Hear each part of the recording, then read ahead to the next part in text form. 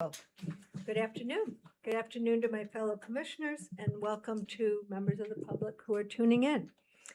Before we review the agenda for today, there are two changes and transitions on for commissioners that we want to share since our June meeting. The first is that Dr. Alicia McGregor will be departing the commission in September after our next meeting. So this is our second to the last meeting with Dr. McGregor, as she takes on a new role at the City University of the New York School of Public Health and Health Policy in New York City. We will say more about this in September, but I just want to acknowledge how grateful we all are for your service to the Commonwealth. And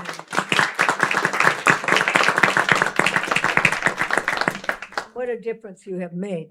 Dr. McGregor was first appointed to the HPC board in 2023, so she has served for 3 years by Attorney General Andrea Campbell, and she has filled the seat with demonstrated expertise in healthcare consumer advocacy and filled that with distinction. So thank you. Chair DeVoe, just wanted to say thank you and just a couple of brief remarks, if I may. Please. So first of all, clearly this is a bittersweet transition for me. I really have loved serving on the board for these past few years. Huge thanks to my fellow commissioners, to the HPC staff, and to Attorney General Andrea Campbell for appointing me to this role. It's been really a remarkable experience. Just to say a little bit more about my next steps. In my next role, I'll be joining the faculty at the CUNY School of Public Health and Health Policy in New York City. And I will be continuing to work on healthcare access and health equity with a special focus on reproductive justice. And what's very special about this professorship is that it's named in honor of an extraordinary trailblazer and advocate in the field of reproductive justice and health equity, and also a resident of the Commonwealth, Billy Avery. So I know many of you are familiar with Billy Avery's amazing work over many decades. So it's with great humility that I'm taking on this role, but also great hope for the future. So thank you so much. And I look forward to continuing to serve for the next 2 months before heading out. Thank you. Wonderful.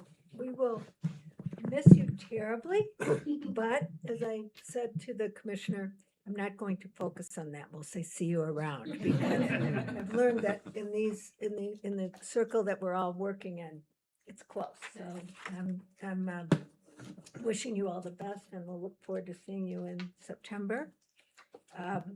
And our second transition is that Commissioner Steve Walsh has accepted a new role as the next president and CEO of the American Hospital Association. I'm delighted to say that he is willing and able to continue to serve as a commissioner. He's transitioning from he's transitioning his job, but he will not be moving from Massachusetts or the HPC. And so we're looking forward to continuing our work together. I'll say on behalf of the HPC that we are very grateful for his continued service as a commissioner. And then I'll say on behalf of Deb DeVoe, I am really delighted that 5,000 hospitals have decided that they need the leadership and the type of advocacy that Steve brings. And I was interested to see in reading the write-up of the announcement of his appointment that while they focused, of course, on leadership and a proven track record in the recruitment, they were focused on integrity and trust in naming their next leader, and what an honor for him and for what he's done in Massachusetts that is Steve. So we're rooting for you and delighted on this move. Did you want to say a few words? Yes, thank you, Madam Chair, and congratulations to Dr. McGregor doing some extraordinarily important generational work. And I'm excited to be able to continue to be a resident here in Massachusetts and do some work in DC and Chicago, around the country, and moving through the process. Throughout the search, the work of the HPC and your long reach was evident in many of the states that I visited and that I talked to. And it's a true testament to the commissioners and all the folks that we've had the pleasure and the privilege to work with here in the Commonwealth. And I look forward to the opportunity to bring a bit of our perspective to the rest of the country and the national perspective here, and certainly serve at the pleasure of the governor, and want to do what's in her best interest first and foremost, but would love to continue to work with all of you should the opportunity present itself. So thank you. Thanks so much, Steve. So we'll now move into an introduction of today's agenda. We're going to begin today's meeting with a presentation from the Healthcare Transformation and Innovation Department. It's focused on the HPC's new investment program, which is promoting appropriate transitions to home. We love acronyms, and this is a perfect one, Pathways. Then commissioners will review recent market transactions before we preview the findings from the HPC's 2026 Healthcare Cost Trends Report, and hear from our new Office of Health Resource Planning with an update on that office's work to date. And then last, we'll review the HPC's fiscal year 2027 operating budget, which we always do at this time of year, before we conclude the meeting with the executive director's report. So let's first approve our minutes. And since we're here in person, we can handle this vote with a call for yay and nay. We don't need to take a roll call. These are the minutes from our meeting in June. Are there any amendments to those minutes? Amendments or clarifications? Hearing none. Could I have a motion to vote on the minutes? Moved. Second. And all in, we have, let's see, an abstention for Commissioner Kirkpatrick since he was absent, and Undersecretary Rosenthal should abstain as your designee for this meeting. But for the other commissioners, all in favor, please say aye. Aye. And opposed? Okay. We'll set on the minutes. So now let me turn to David Saltz to introduce the topic for our Pathways Investment Program. Great. Thank you, Madam Chair. Good afternoon, commissioners, and good afternoon to members of the public and the healthcare community who are watching online. Thank you for your continued engagement with HPC's work. Before we begin, I just did also want to, on behalf of the staff, echo the voice of gratitude for you, Commissioner McGregor, and for your service and your contributions to the work of the HPC. They have been significant, and you have been a great mentor and a great friend, and you will be missed by us and the staff. I also want to just specifically call attention to your leadership as my designee to the Maternal Health Task Force, and for helping lead that important group, which is going to be coming out with some really nation-leading recommendations about how we improve our maternal health care system, something that you have just so much expertise in, and was the perfect person to help lead that work and to help it be so groundbreaking. So we're excited. I'll have a little bit more to say about that later, but we're excited to see that report come out.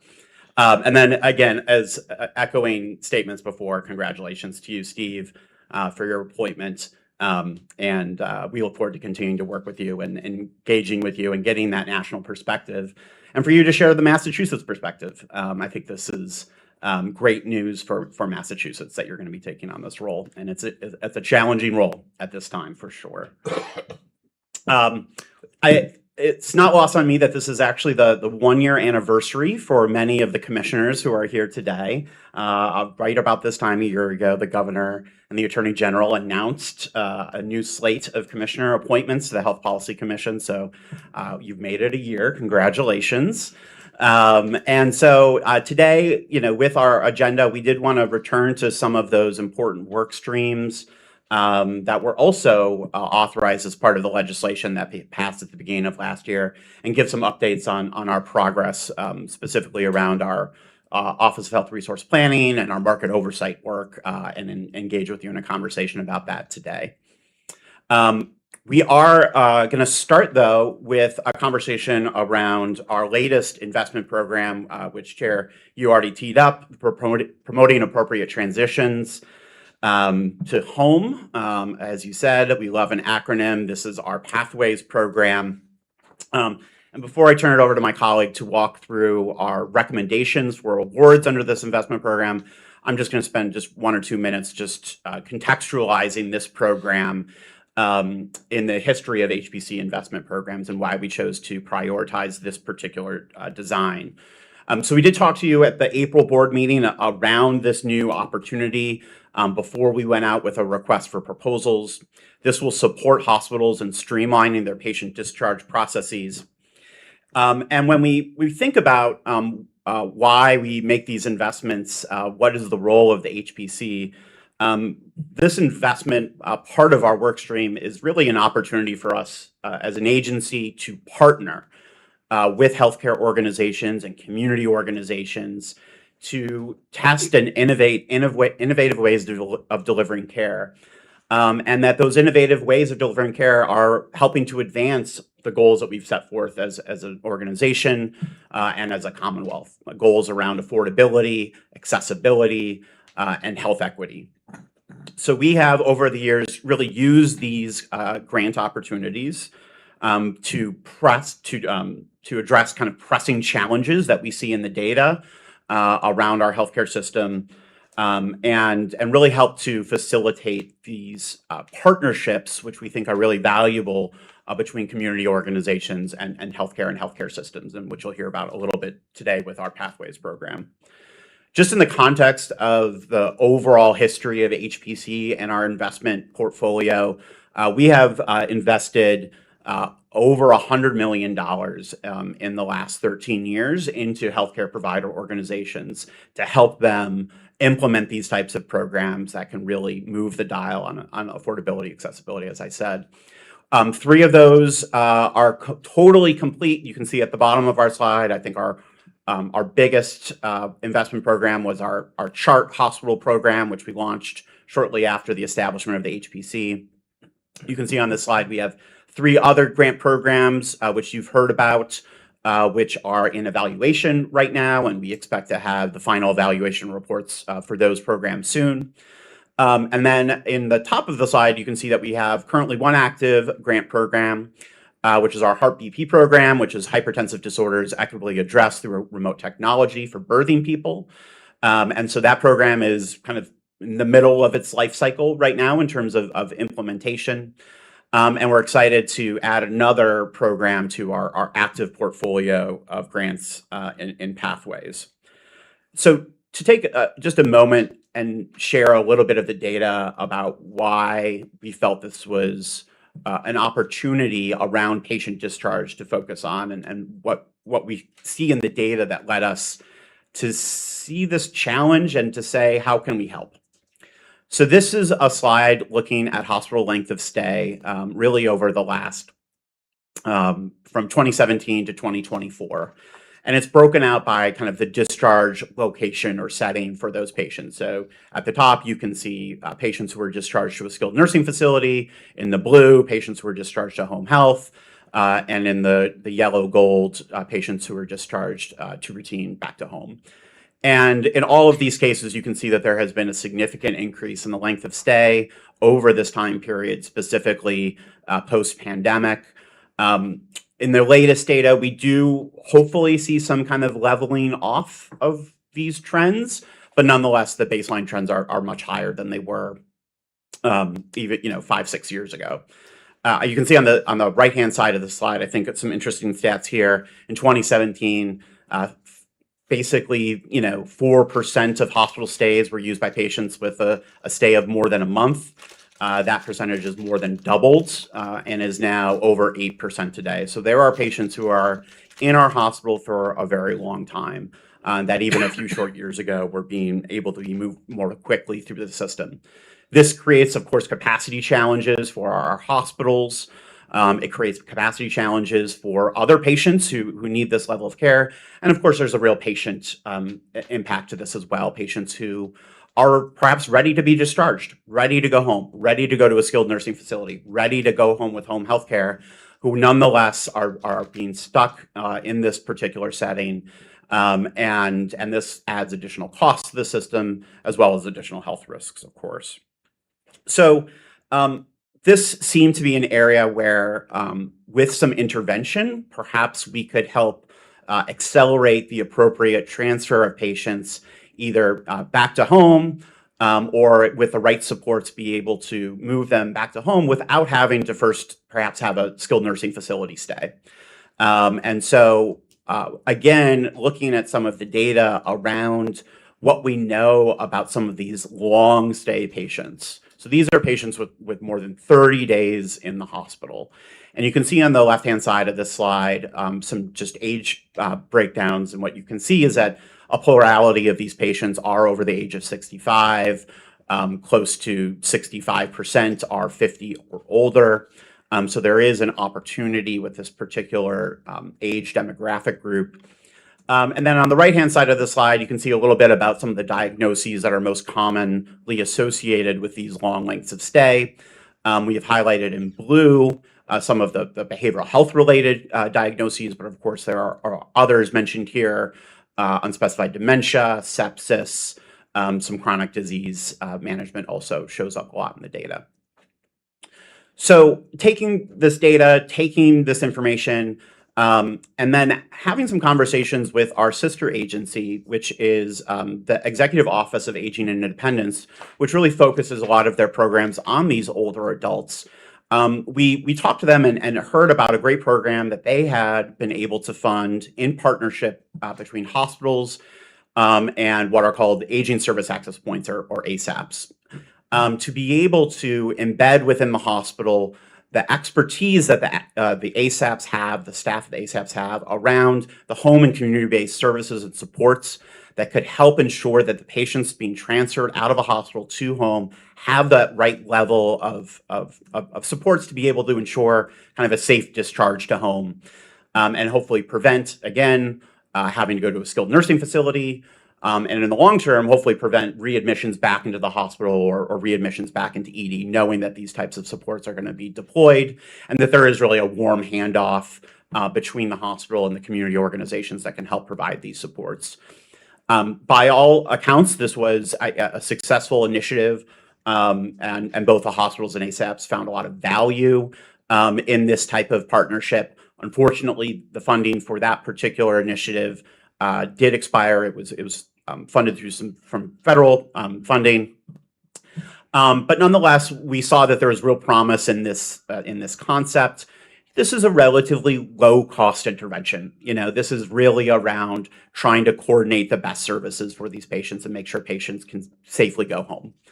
And so we decided to kind of take the baton, so to speak, and in partnership with our friends at Executive Office of Aging and Independence, AGE, really design this new Pathways opportunity to be able to continue this good work. And wrapped around this good work, of course, we want to be able to do some evaluation to understand how is this initiative really working to reduce length of stay, move patients more effectively, and provide a great patient experience as well. So with all of that as kind of an introduction, I'm going to turn it over to my colleague here to kind of walk you through, and members of the public, our process since the last board meeting when we had announced that we were going to put a request for proposals out and provide some recommendations to you around 7 awardees that we hope to move forward with after today. Thank you so much. Great. Good afternoon. Really excited to join you today and talk about our Pathways program. So really brief overview. We received 7 applications totaling $1.38 million. 6 applicants are eligible for the Distressed Hospital Trust Fund funding, and 1 is eligible for the Payment Reform Trust Fund. Once awarded, awardees will work with us at the HPC for almost 3 years, 3 to 6 month planning period, 2-year implementation program, and then the evaluation period for about 6 months. I think these touch on elements of the program that David has mentioned, but really want to just highlight our program aims. First and foremost, for hospitals to build or sustain the relationship with an ASAP, and as medically safe and appropriate, divert patients from institutional settings to home and community-based settings. Lastly, for the HPC to collect qualitative and quantitative data to evaluate the effectiveness of the program and address considerations for sustaining. And with regard to effectiveness, we are interested in the effectiveness of the ASAP liaison facilitating successful supported discharge to home or community-based settings. In order to do that and ensure a fulsome understanding, as noted in the RFP, we created a plan within the HPC to use individualized data. We've sought approval from CHIA to link this individualized data to CaseMix data, and we really hope that this will facilitate our quantitative data collection.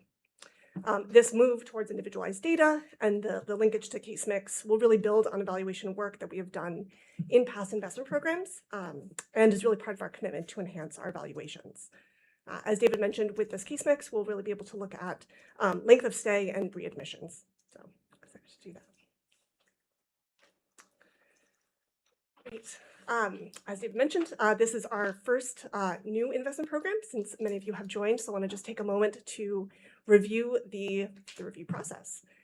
First, there's a technical review. This is completed by the HPC legal staff who ensure that all of the applicants have met the minimum requirements outlined in the RFP. For Pathways, all 7 proposals advanced to from technical review to the RSC. The review and selection committee members read all proposals in their entirety and worked together to develop a consensus on scores. We did request 3 follow-up interviews with 3 applicants, which were requested and fulfilled. The process was also overseen by our legal counsel. The RSC then reconvened to recalibrate the scores. To further support their deliberations, RSC members solicited input from a subject matter expert, Devin Guerin, who's the Director of Home and Community Programs at the Office of Aging and Independence. Devin oversaw the original AGE Hospital to Home Partnership Program, was familiar with a number of the applicants, and had the perspective really from the ASAPs. Devin reviewed all the applications and at our request provided perspective and responded to questions about the proposed programs and partnerships with the ASAPs. Lastly was the financial review. We contracted with Health Management Associates, conducted a financial review of the distressed hospital trust fund eligible hospitals, so 6 of the 7, and in their review they found no material financial concerns. With that, we would like to make our recommendation that all 7 applicants be funded at the amount that they requested. I will just take a moment to go over each individual award briefly. Can I ask a quick question before you do that? Who were the applicants? Was the hospital the applicant? Was it a joint application? Question. Yeah, Yes. that's my question. we require that the hospital, because of the funding source, the hospital had to be the applicant, but they did have to have an ASAP partner already on board and demonstrate that relationship.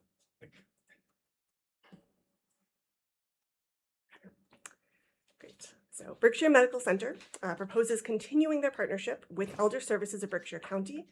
Adhering to the model, the ASAP liaison would be embedded within the discharge planning process. A unique feature of their proposal is to facilitate patient and caregiver access to forms, support materials, and community service provider information available on an online portal. Boston Medical Center proposes a new program in partnership with 3 ASAPs, Boston Senior Home Care, Central Boston Elder Services, and Ethos, forming the Elder Care Alliance. The liaison will embed within inpatient and emergency services. BMC will also have a pharmacy liaison and a patient financial counselor working in collaboration with the liaison. A unique feature of BMC's proposal is the work with suburban home health care and the ability to deploy skilled, so nurses and therapists, as well as non-skilled home health aides and homemaking staff within 24 hours of discharge. Holyoke Medical Center proposes a continued partnership with Access Care Partners to sustain and expand their program started during HHPP. The Holyoke proposal expects that the liaison will be able to serve patients from an increasing number of departments, including behavioral health and outpatient oncology. Lowell General Hospital proposes resuming their partnership with AgeSpan and the liaison embedded in the Department of Continuity of Care. This partnership is prioritizing a high-touch program for vulnerable patients and are carving out time for the liaison to spend half their time in the hospital and the other half in the field, providing that intensive case management. Melrose Wakefield Hospital proposes restoring their HHPP relationship with Mystic Valley Elder Services, with the liaison embedded within the care management team. In addition to the patient-focused services, Mystic Valley Elder Services will provide ongoing training to hospital staff on relevant and timely topics such as ASAP services and eligibility pathways, available home and community-based services, and referral workflow. South Coast Hospital proposes a new program that would embed a home and community-based hospital liaison from Coastline Elderly Services at St. Luke's Hospital. The liaison would serve patients who have inpatient stays as well as who are seen in the emergency department. The program team will develop a partnership tracking system to capture many process and outcome measures in addition to what the HPC will require. And lastly, the UMass Memorial Health Alliance Clinton Hospital proposal included a new partnership with Aging Services of North Central Massachusetts. The liaison will be integrated as a hospital care team member and will have a standardized 15 and 30-day post-discharge follow-up call. While the majority of eligible patients will be 60 and over, the Clinton team will also work with younger adults with disabilities who may be eligible for ASNCM's Adult Foster Care Program.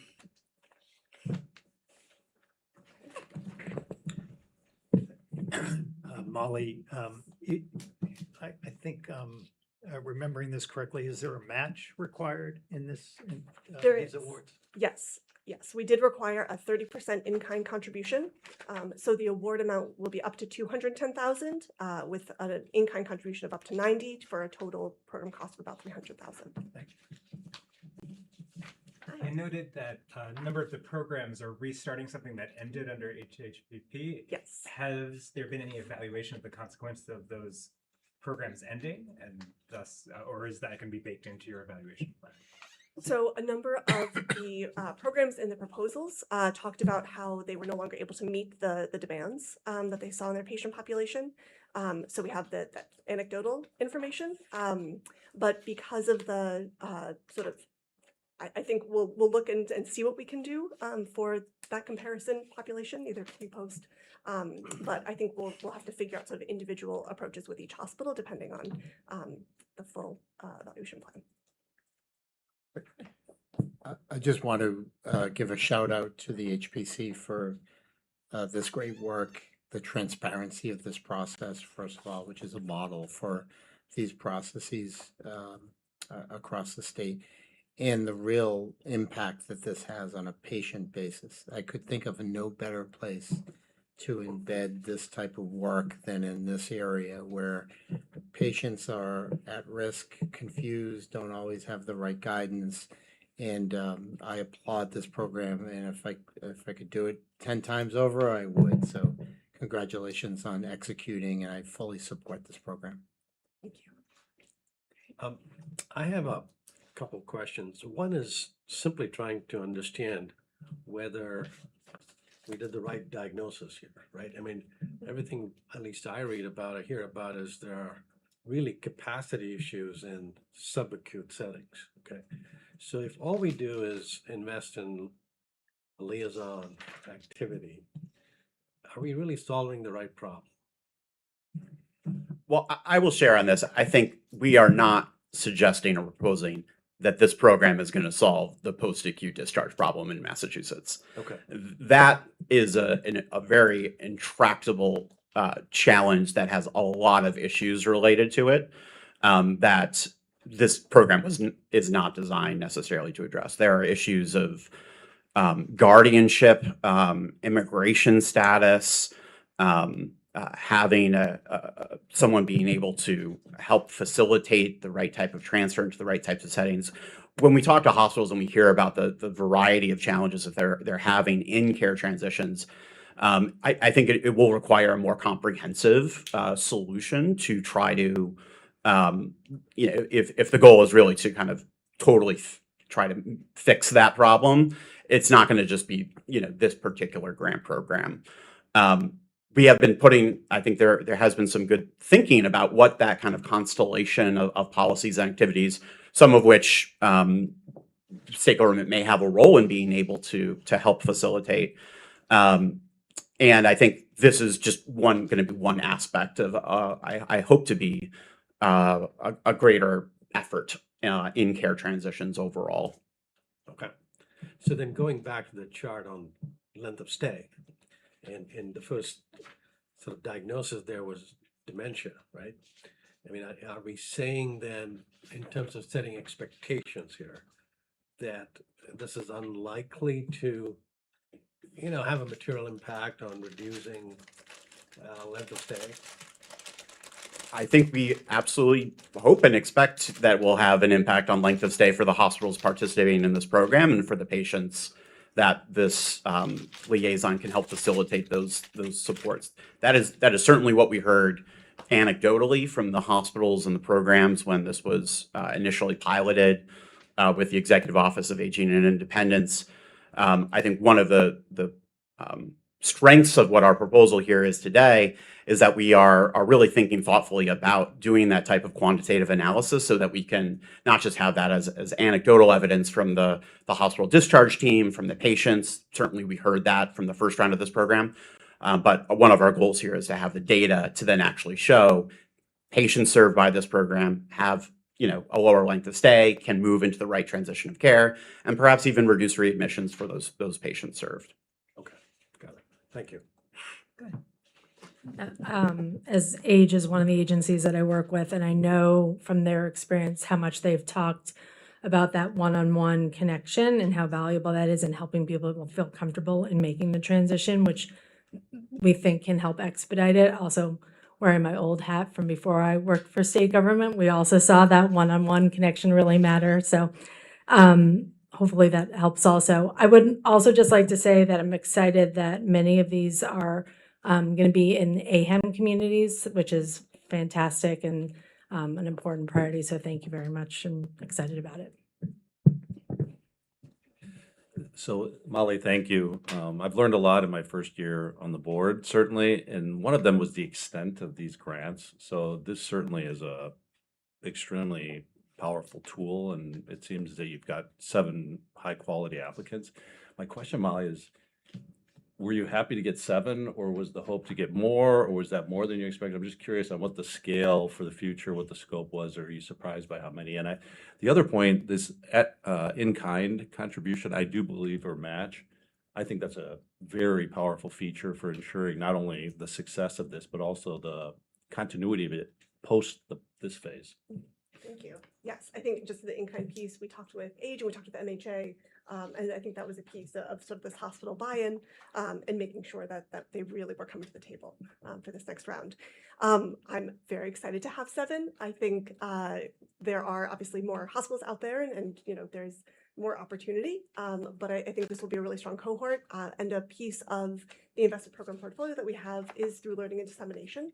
And so hoping that the findings that we have, not only in the final evaluation report, but really throughout as we find trends or themes across the cohort, that's something that we're going to be able to share more broadly. And I'll just add to the question, I want to really acknowledge these 7 applicants for taking the time of putting this together and applying for this and for making that in-kind financial commitment. That is no small thing. These are, this is a commitment of time and energy, and to then have a commitment of matching funds, that is a decision that goes up the chain in these organizations, and at a time with a lot of competing interests, a lot of competing financial pressures.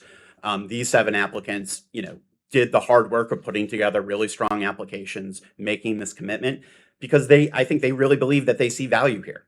And they see value because they are seeing it every day in terms of the challenges that they're facing. So I do want to, acknowledge these 7 hospitals. I think we're thrilled, Commissioner, just by the kind of geographic reach that we were able to see within this particular cohort. That's always something that we don't necessarily have control over, but we're going from Berkshire County to Merrimack Valley down to South Coast, and places all in between. And so that's, I think, a good help us with our kind of learning and dissemination and evaluation, understanding how it might be deployed differently in different areas, in urban settings and more rural settings, and with different types of hospitals. Many of these are community hospitals, but we do have an academic medical center and a teaching hospital as well. So it's good to kind of have some of that variety of experiences that we can then kind of really pluck the learnings from. Other commissioners? Yes. Commissioner Yes, Craig? just quickly, just in the context of just the really restrictive and even draconian immigration policy at the federal level right now, that's going to really have an impact on the workforce in sort of the home care space, which tends to be largely women of color, immigrant women.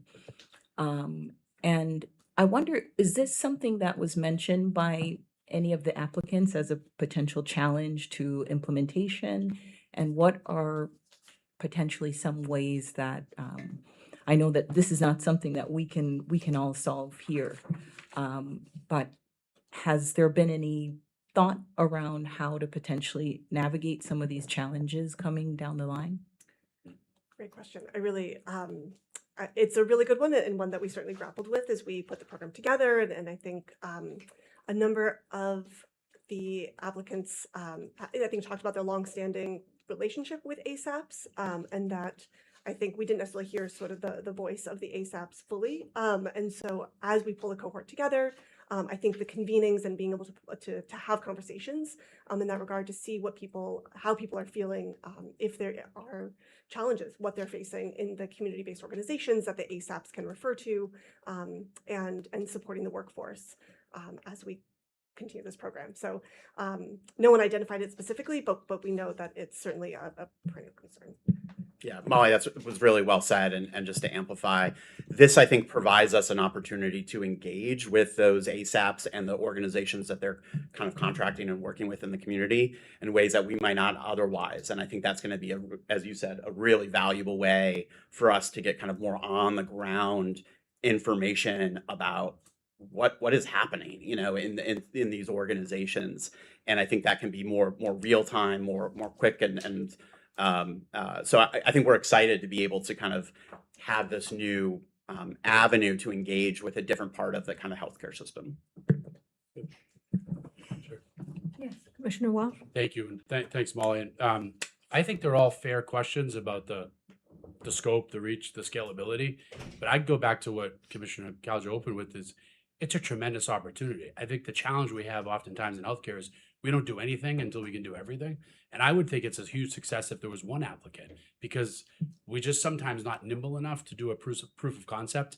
And if we learn that interventions and discharge planning matter and they work and they have success, then it moves to the post-acute space and to hospital at home and to other things that patients might be moving towards. So I think it's a huge opportunity for both the Commonwealth, those patients, and the HPC. Good discussion. Other questions or comments or input from Molly? Commissioner Wilman? I just wanted to respond to what a bunch of folks have said, Commissioner McGregor, Commissioner Kapad, about the long-term care workforce, and the many challenges that those workforces are facing. I think that's going to be something we need to reckon with going down the line. I think this program is addressing a similar problem without sort of looking at that side of things. Capacity, is in a lot of ways is about the workforce. There are nursing homes that have empty beds that have been sitting empty, but they say we can't admit someone from the hospital because we don't have the staff to take care of them.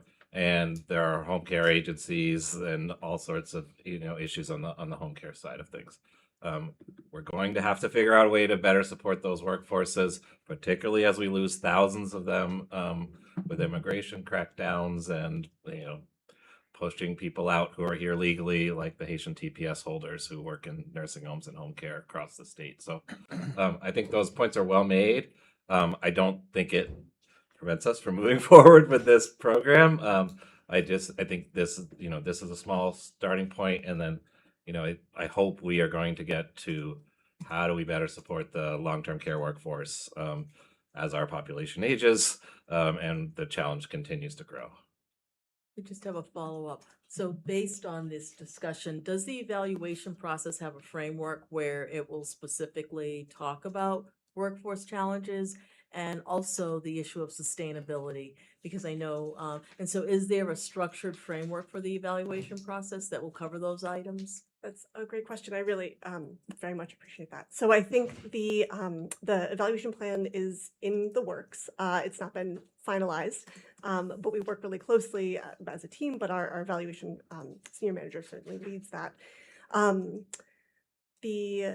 I think a piece of the evaluation that we are certainly hoping to tap into is the value. What is the value of this program? And I think that we'll touch on patient and caregiver experience, on staff experience, as well as to the hospital itself. And so I think that will be a through line for the evaluation. And certainly I think we'll tap into the workforce elements. And we can certainly explore that more as we continue to develop the evaluation plan. Yeah, that sounds very useful, given the comments of the different commissioners and Commissioner Cotterell's summary that evaluating how capacity might change the ability of this program to be successful going forward and over time as the workforce and capacity is changing might be a critical part of this. And also what is different about the previous variations on this program and their success. So good points. Other comments or questions for Molly? This is more a clarification for me. In terms of the investment program, the mandate is principally for around investing in acute settings, not long-term care settings. Our the funding source that the HPC has available to it, our primary trust fund is it's called the Distressed Hospital Trust Funds. The eligible applicants are community hospitals only, with a little additional criteria. We have another funding source, our payment reform trust fund. These trust funds were both initially seeded with funding when the HPC was first established. That is a more flexible program in terms of potential eligibility. And in the past, we have had grant programs that have worked in the long-term care space, but the funding source is very limited for that. With eligibility primarily being hospitals only, that was the way that we came at this. But as Molly said, they needed to demonstrate that they have a good partner already in place with their ASAP to be able to make a good application. Okay. Other questions or input for Molly? Great presentation, and as you can see, a very active discussion. Appreciate it. Thank you. So what we'll now do is move to vote to consider approving the recommendations that Molly has laid out, which would authorize our executive director and the team to move forward to make the awards. Do I have a motion to vote? Thank you, Commissioner Cowdery. And a second? That motion, second, great. And again, we do not need to do a roll call. We'll just look for approval or disapproval. All in favor, say aye. Aye. Any opposed? Okay, terrific. Thank you so much. We look forward to progress. Great. Just really briefly then, thank you so much. We are so excited to get started with our now 7 awardees. So we'll kick off contracting with the hope to conclude by September 30th. So our official planning period will begin in October. Programs will officially start then with an implementation period in January to March 2027. 2 years later, we'll start evaluation, but we'll look forward to keeping you apprised of our progress along the way. Thank you so much. Good, thank you. Our next topic is around recent market transactions, and I'll turn it over to Director Seltz to introduce the topic and welcome our speakers. Thank you, Madam Chair. Thank you, Commissioners. Just to put a bow on the last conversation, I do want to acknowledge a few people that really helped with the design and implementation of that particular program. First of all, I just want to acknowledge the Secretary at AGE, Robin Lipson. She was someone who kind of came to me and said, I kind of have a great idea. What do you think about this? I just want to applaud her leadership and her really just embrace of doing a partnership across state agencies. I think it's a really powerful voice when different state agencies can come together and find these opportunities to work together on a common problem. So I want to acknowledge her. I also want to acknowledge the staff at the Mass Hospital Association. This was something that we did talk to them a lot about in terms of trying to design a program that would be responsive to the needs of hospitals in this particular time. And then just internally to our team here at the HPC, you heard from Molly Sass. Taylor Bungo is the director of our healthcare innovation and investment team. She's not here today, but she's watching online. Hey, Taylor, and helped lead this review and selection process, as well as the design process, as well as Susan Flanagan Cahill, Deputy General Counsel, who led our legal review. So thank you. And we're going to move on now to our market transactions agenda item. So before I turn it over to the team to walk through the information we wanted to share today, typically this is an agenda item where we'll walk through the different transactions that we've received since the last board meeting and the HPC's review of them. But first today, we did want to take a step back and review some of the trends that we're seeing with regard to these market transactions, specifically with regard to market transactions that involve a significant equity investor into a healthcare provider. This type of market transaction is newly noticed to us at the HPC as part of the laws that were passed at the beginning of last year that expanded the HPC's market oversight into other types of transactions that previously did not have any transparency, previously were not noticed to, in many cases, to anyone in government, whether that's EPH, HPC, or even the Attorney General's office. And we now have about 15 months of experience with some of the new triggers, and so thought this was an opportune time to share some just really early kind of results and both our evolution in thinking about how we evaluate these types of market activities that in many cases are somewhat different than other market activities that we've historically been reviewing. I will say Massachusetts is leading the country in expanding and enhancing transparency and accountability for equity investment and private equity investment in healthcare, period. There are many other states that are very interested in expanding, as Massachusetts has, this level of transparency to understand where and when this is happening and what types of sectors, what are the profile of the funders, and their portfolio of other healthcare investments, because there is significant emerging evidence that there is a relationship between private equity investment in healthcare and impacts on things that we care about. Impacts on affordability, impacts on cost, impacts on quality and patient safety, impacts on the workforce, impacts on market competitiveness. All of these, and there has been, again, emerging evidence across the country, can have some relationship to this investment strategy. So we need to understand where and when this is happening and to, really be able to dive deeper about what those potential impacts may be. And to try to further understand, are these transactions likely to, really advance our public goals around affordability and accessibility and equity, or are they more solely focused on a private financial gain? So we wanted to share with you our experience so far and engage with you in a little bit of a conversation so that we can hear your insights about what are the types of questions we should be asking as we're going to, I expect, to continue to receive a not insignificant volume of these types of transactions as we've seen over the last 15 months.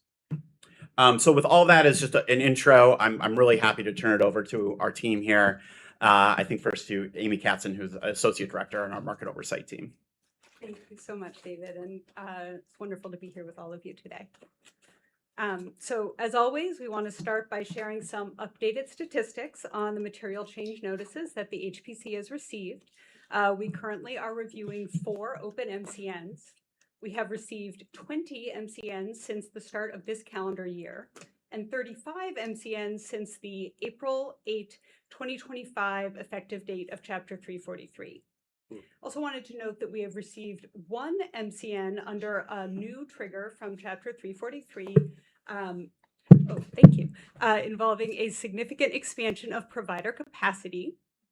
That was the BILH expansion at Leahy, the Beth Israel Leahy expansion. And that fell under this trigger, this MCN trigger, because it required a determination of need application for a substantial capital expenditure. Want to note that expansions in provider capacity can also meet this trigger if they would result in a provider's revenue increasing by $10 million or more, even if they do not require that kind of determination of need filing.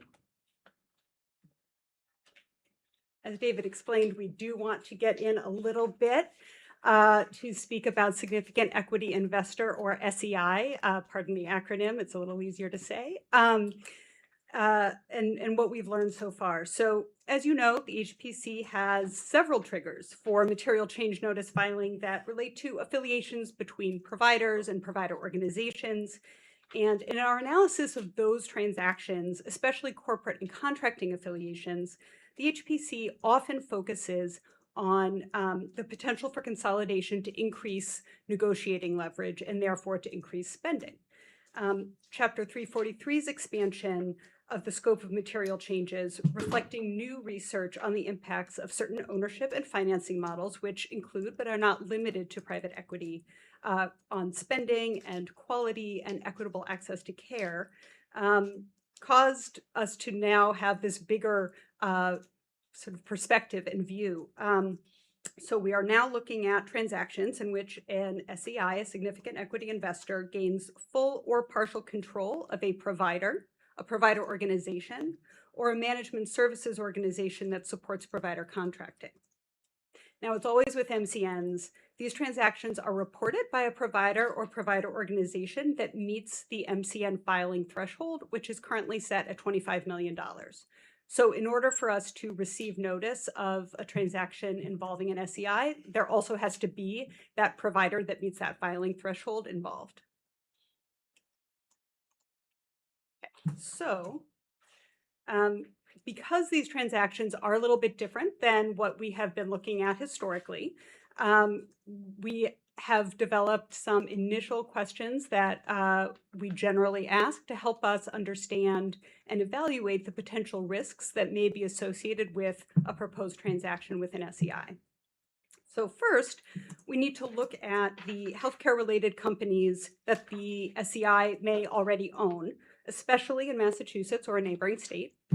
As with any transaction, we want to explore the potential for changes in referral patterns or other collaborations between that MCN party, that provider, and any other companies that the SEI may already own. And we also seek information on any concerning outcomes for providers that the investor has owned, especially bankruptcy or downsizing. Then looking forward, we ask about the investor strategy for the acquisition. How is it that they anticipate making a return on their investment, both as it relates to the possible risks to the target provider? So for example, if the provider is going to be acquired using debt that will then be placed on that provider's own balance sheet, that is something to pay attention to. And also as it relates to future market risks, such as if the SEI anticipates using that provider as a platform for future acquisitions, especially of other providers within the Commonwealth.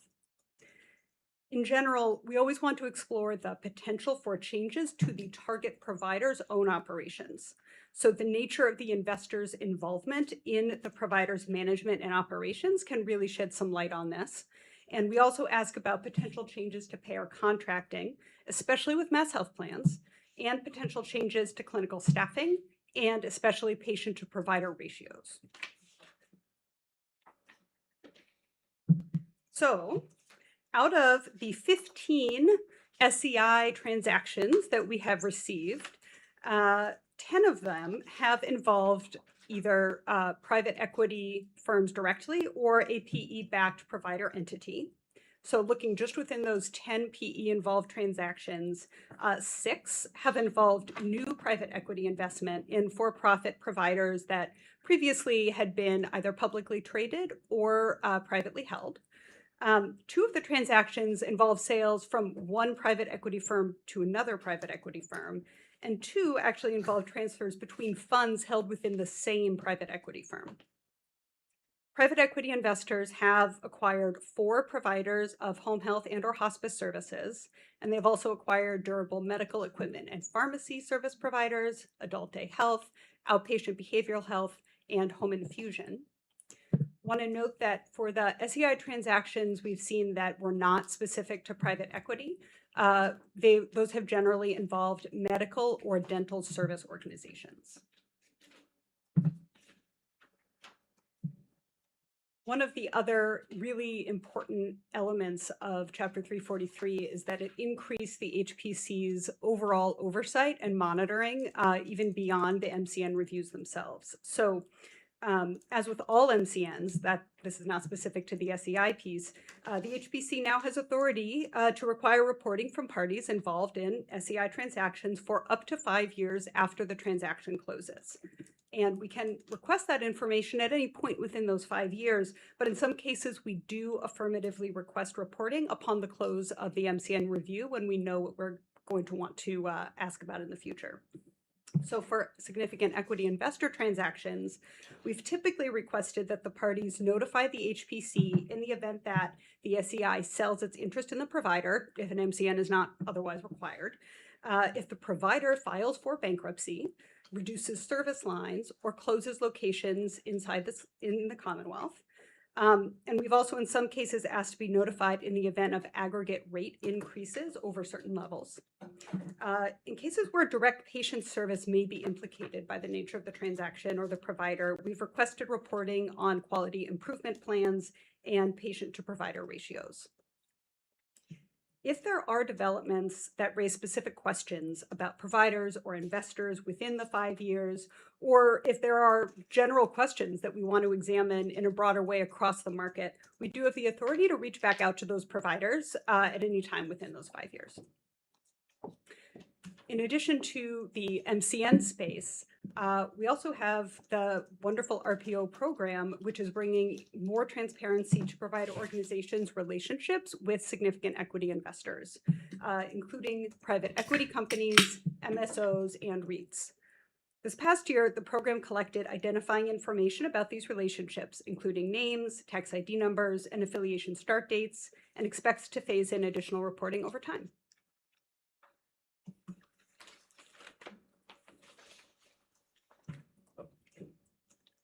Pause there. So before we move on to the transactions that we received since the last meeting, did want to take a minute to open it up for conversation and comment and questions. Really interesting presentation, Amy. Thank you.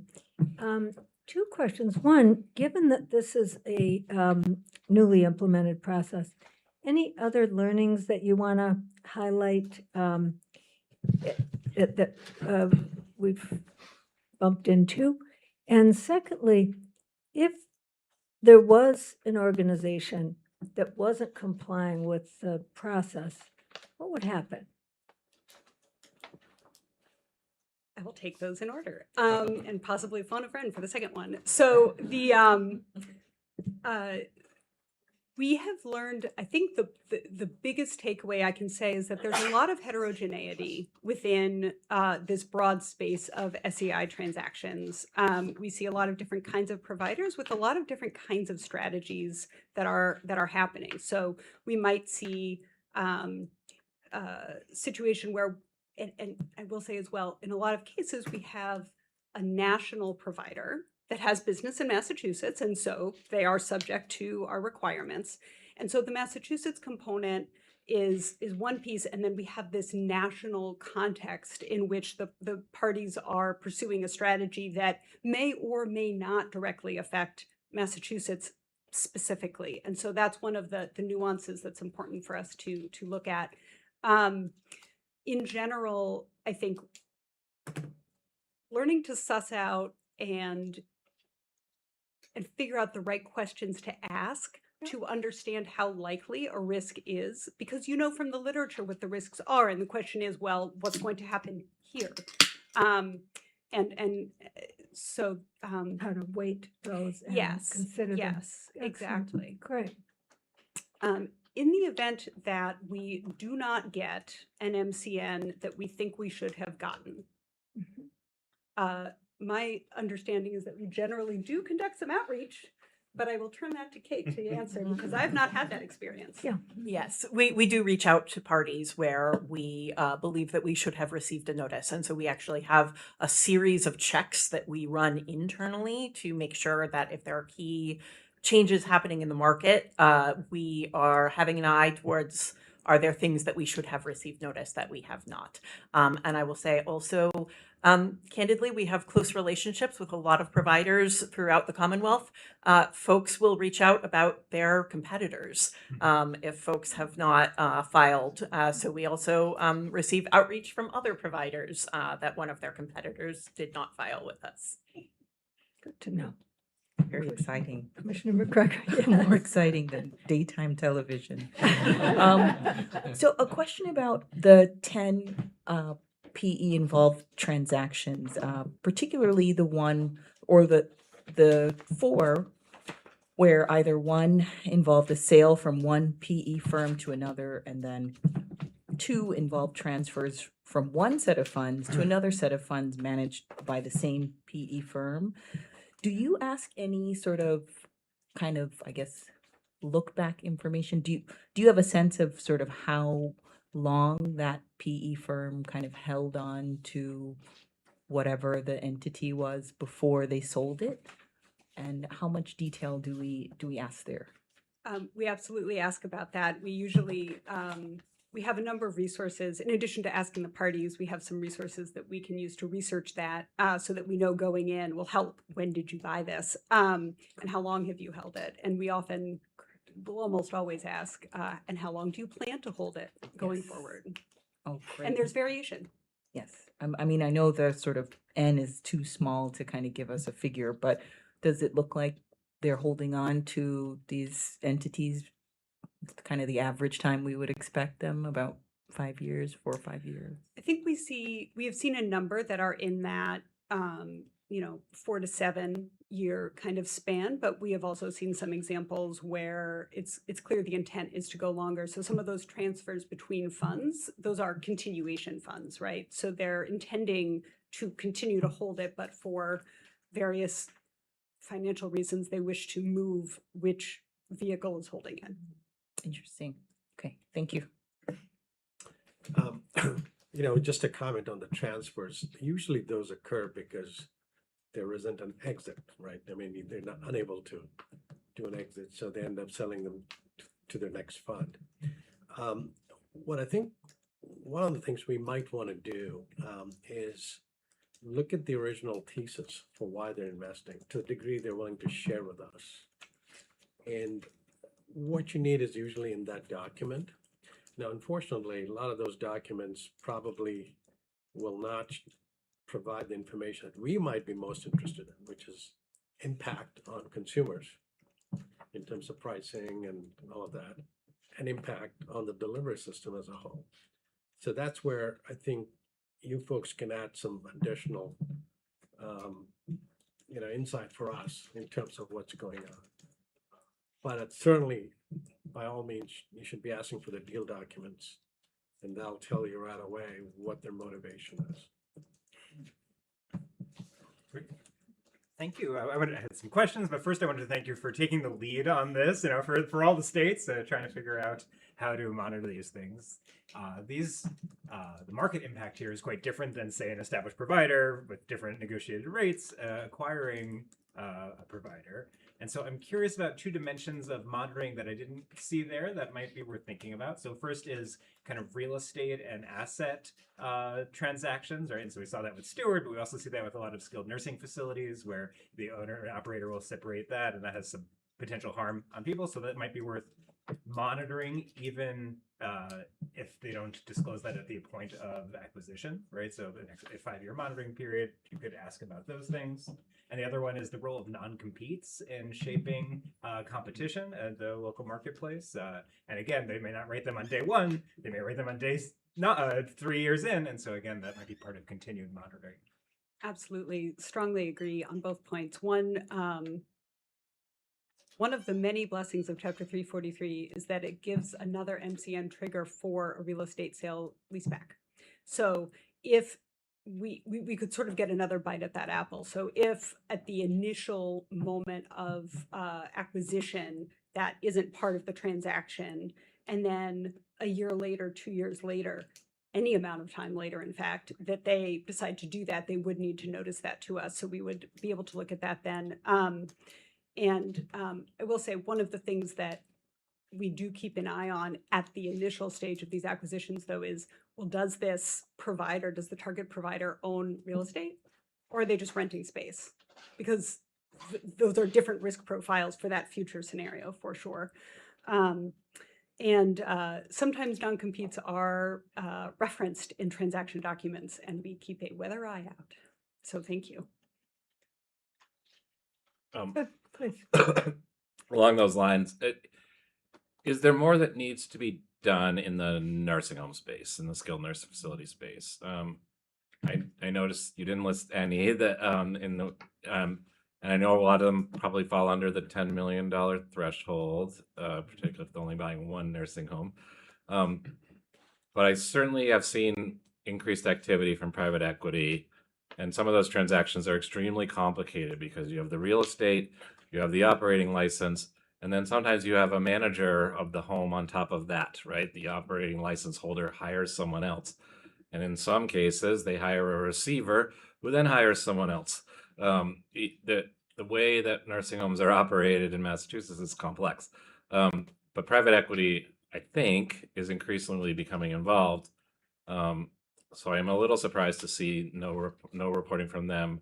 Do you think there's something that needs to be changed about the thresholds, about the standards, that would sort of allow us to get a better handle on sort of what's going on in the nursing home space with our, we have 300 and something licensed nursing homes, and they're very frequently changing hands, in my experience.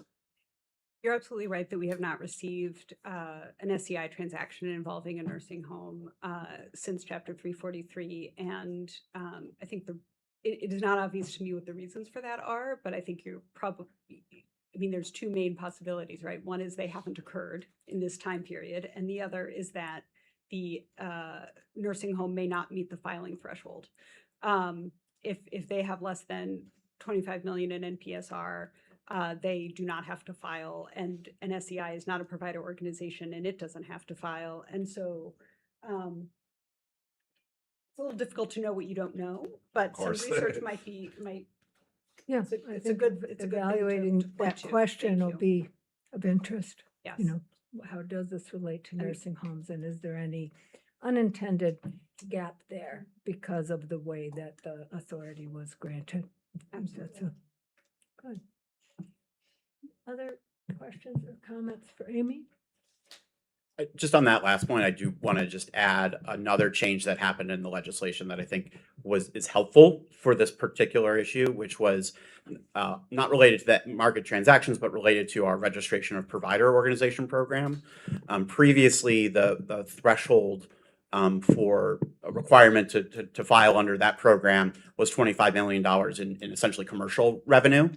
And that was expanded to all payer revenue in the legislation that passed. And that was, I think, specifically trying to think about there might be significant organizations, but that have a significant public payer mix that otherwise would not have been subject to that threshold. So that, I think, is one way that there was a good change to be made. Thinking about behavioral health providers, skilled nursing facilities, like we know that there are organizations that just are 80% public pay and might never hit that commercial threshold. But that was an adjustment that was made. Good. Do you want to walk through the rest of the Oh, yes. So since our June 11 board meeting, the HPC has elected not to proceed to a CMIR for the 6 MCNs that you see listed here. You received closeout materials for each of these when we completed our reviews. I'm also happy to answer any questions about them. And these are the 4 notices of material change that are under review now. And we will be in touch as we move forward with our analyses on these 4. And with that, I will turn it back to Dave. Amy, do you have a sense of, has there been an increase in volume in the raw number of material change notices we've received since the passage of these laws and the implementation of these new triggers? Oh, yes. Oh, yes. You may have noticed it in the emails that you receive. Yes. Yeah.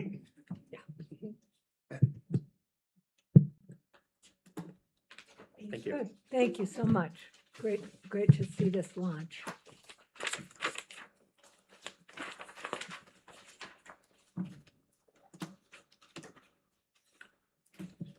So I will go ahead and move us forward into our next agenda item, which is to bring on our research and cost trends team to share some select findings that we've been working on this year that will all feed into the annual healthcare cost trends report that we'll issue later this year.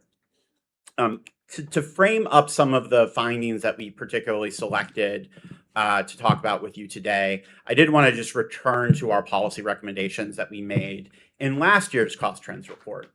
And our main headline recommendation here was just recognizing, the wake of significant disruption, financial instability in our healthcare market, the continuing and growing affordability challenges for residents and businesses, especially small businesses.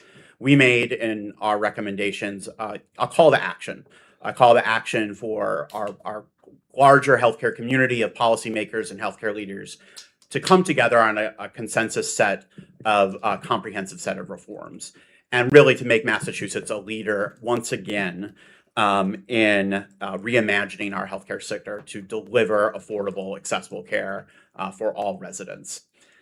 Alongside with this kind of call to action recommendation, we did identify 4 key areas that the data and our experience over the years indicated should be addressed in any effort around comprehensive reform. So those 4 areas very quickly was first to streamline patient care and reduce administrative costs. Second was to address successive provider prices, for which a competitive market has failed to meaningfully constrain pricing. Third was to continue work to enhance the transparency and oversight of the pharmaceutical manufacturers and PBMs, building off of some of the changes that happened in the law last year, including the new licensure process through the Division of Insurance and through our new Office of Pharmaceutical Policy and Analysis.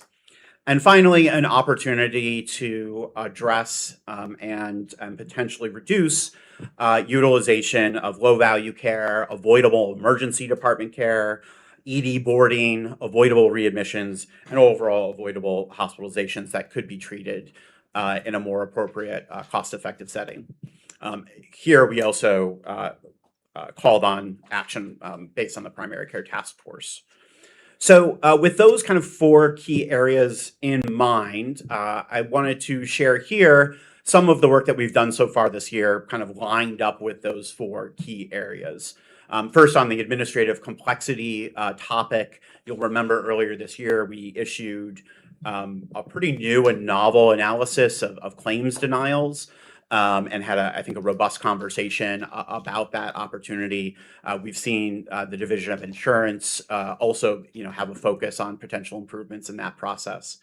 Another, I think, important point of progress that has occurred this year is this new statewide quality advisory committee has been established and is charged with developing and implementing an aligned quality measure set. So this is aligned quality measurements for providers under risk contracts. This new structure places HPC and DOI as co-chairs of that statewide quality advisory committee. And this year we did put forward a slate of aligned measure sets, again, with the goal of reducing administrative complexity on behalf of the providers, but also enable them to really focus on a focused set of list of quality improvement initiatives. On healthcare pricing, we're going to have some select findings here for you today. We also issued a special report looking specifically at payment and pricing for behavioral healthcare services. Go check it out on our website. What a great website. Pharmaceutical spending, we did present some findings at our benchmark hearing. And as I'll talk about a little bit later, we're excited that we have been working on the inaugural annual report from the new Office of Pharmaceutical Policy and Analysis. And so this will be a dedicated report looking at specifically trends in this area, and that is upcoming this fall. And then finally, in the areas of low value care and avoidable utilization, we're going to share some findings with you here today. And we also issued a report earlier this year that specifically looked at emergency department boarding. So we've been really trying to align a lot of our work around these key areas.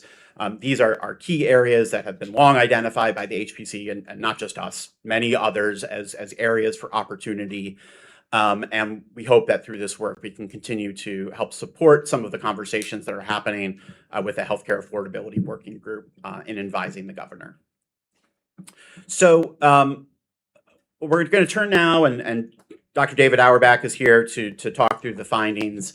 I had just an introduction to the cost trends report. Again, many of you commissioners were here last year when we issued it into December. We do this kind of on an annual basis, and we use some of the meetings kind of throughout the year to be able to share our findings, culminating in that final report that also includes important policy recommendations. So this is the outline for this year's report that we've been working on. There's typically an initial chapter that really is looking at spending performance, trends over time, trends compared to the United States, and the affordability implications of what we're seeing. We try to include each year a specific new topical chapter. And this year we've been working on really a novel analysis of looking at spending trends by health condition. And David can say more about that if there are questions. And then we typically every year in accompanying the report have a number of chart packs which we release with the topics you can see on the slide. And many of these are areas where we might be updating an analysis that we've done previously with the next year of data so that we can kind of see trends over time in these areas, as well as areas where we're kind of continuing to add and evolve our methodologies and our data techniques. The trends in spending by health condition, that special topical chapter, we're going to hope to spend some time at the September meeting sharing some of those findings. So the findings here today are largely sourced from those 4 chart packs. And we tried to align them again with some of those topical areas that we put forward in the cost trends report. So with that, I'm happy to turn it over to David Auerbach, and he'll share some of our findings, specifically thinking first about premium trends and affordability, then moving on to low value care and avoidable utilization, and finally some trends and comparisons in provider pricing. Great. Thank you, David. Good afternoon. I'll just put in a little plug for the new section on spending by health condition. It's really something we haven't done before, and I'm finding that the results are not what I expected. So stay tuned. It's really interesting. Okay.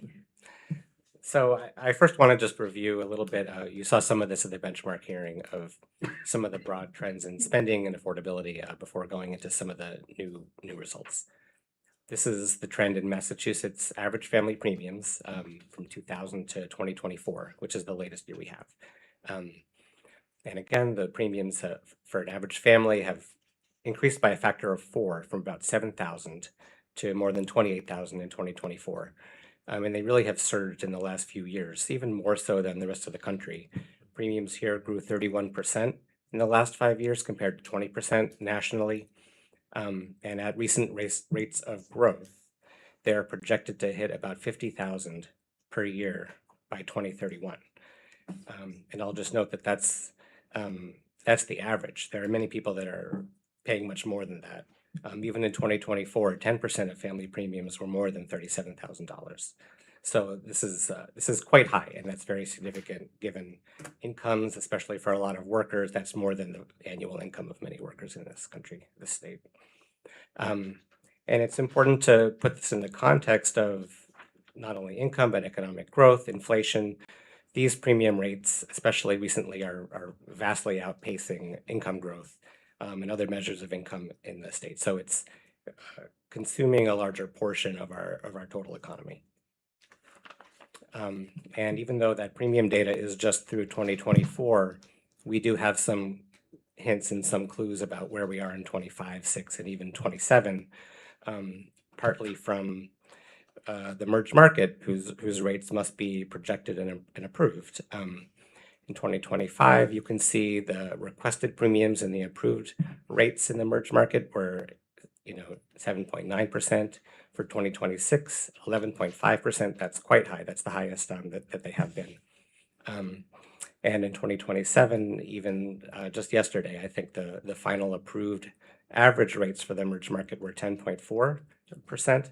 So these are very high historically. So it appears that the rise in premiums that we've seen is continuing and probably will continue. And industry reports projecting 2027 spending are finding similar things on the right. A PwC report projects 9% commercial growth for 27, and you can see some of their causes or underlying factors that they see, which is a lot of the same things that we see. Okay, so that's sort of where we are and where we're headed. So I'm just going to highlight several topics from this year's 26 cost trends report that you'll see this fall. Some of the especially new findings that speak to these topics that David mentioned. So first I'm going to talk about low value care. And I just want to introduce this a little bit because it's, what does that mean? Low value care, it could mean a lot of things. So for us, and in the policy world, it's a fairly narrow definition. I mean, low value care could mean a lot of things, but the low value care that we can measure is a narrow set of services that have been recognized by clinician groups that get together as part of the American Board of Internal Medicine and say, these services do not provide any value to patients, we shouldn't do them. And researchers have estimated that that's as much as 10 to 20% of all healthcare spending is low value care. And I would even, some people call this no value care because on average it's really not valuable. There's no evidence that it adds clinical benefit. So take that larger set, and then what folks do is say, well, we only have claims data to work with. It doesn't have all the information you'd want to know on a patient. So a subset of that we can reliably find in the claims data and say, yes, this is some of that low value care. We then identify in the data, we use algorithms developed by academics, and we estimate it in the data. And we do this each year. We have added new measures as they come online and are studied and validated by the academic community. So that's what we mean by low value care. And I'll tell you a little bit of the summary of what we're finding. Overall, in Massachusetts in 2024, about 1 in 4 commercially insured residents received one of these low value services. That's higher than in the past. That amounts to about 337,000 residents, about 750,000 such services, about $60 million. And you can see the measures themselves. I won't read them, but they're in a number of categories of screening, testing, procedures, imaging, and prescription drugs. And a last aspect of this is in the chart pack, we embed this within our broader section of we're comparing performance across provider groups. So we take the patients in the claims data, we find out what provider organization they are attached to through their primary care using attribution, and then we compare provider group to provider group. So in the final chart pack, we have an interactive dashboard. You can go and look at any given measure for any provider group and see where they all are. But there is variation across groups. And some broader trends, and I won't go over that right now, but some broader trends within these buckets, you can see that they're rising. The number of these services are rising from 22 to 24 in most of these categories. So low value care is increasing. We added some new measures that we're not going to do by provider org, but there are some new measures for low value imaging for children that we've tracked this year. And you can see those have also risen in the rates of provision from 2020 to 2024.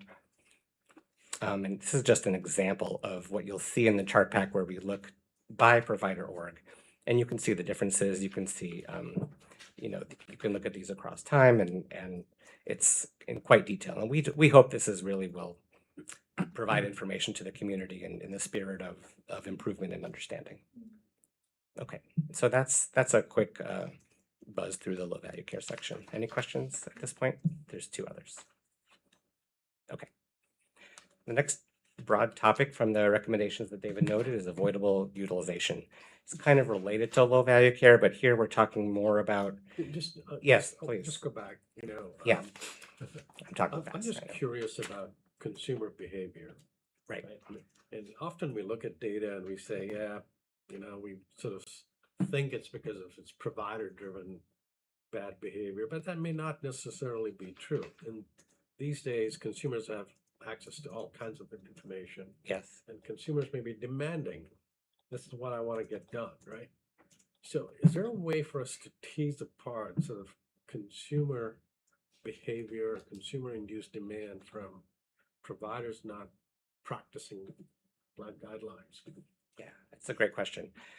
We've talked to lots of providers about this and read the literature. And when you ask them about why do these things persist? Yeah.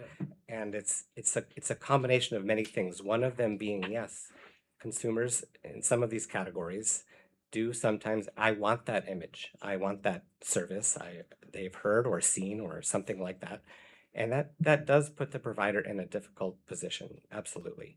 So that's one component. It's probably more of a flavor in some of them and less in others. And it's kind of hard to quantify how much is consumer driven. That might be on the rise. To hear about, full body MRIs as a trend, that scares me.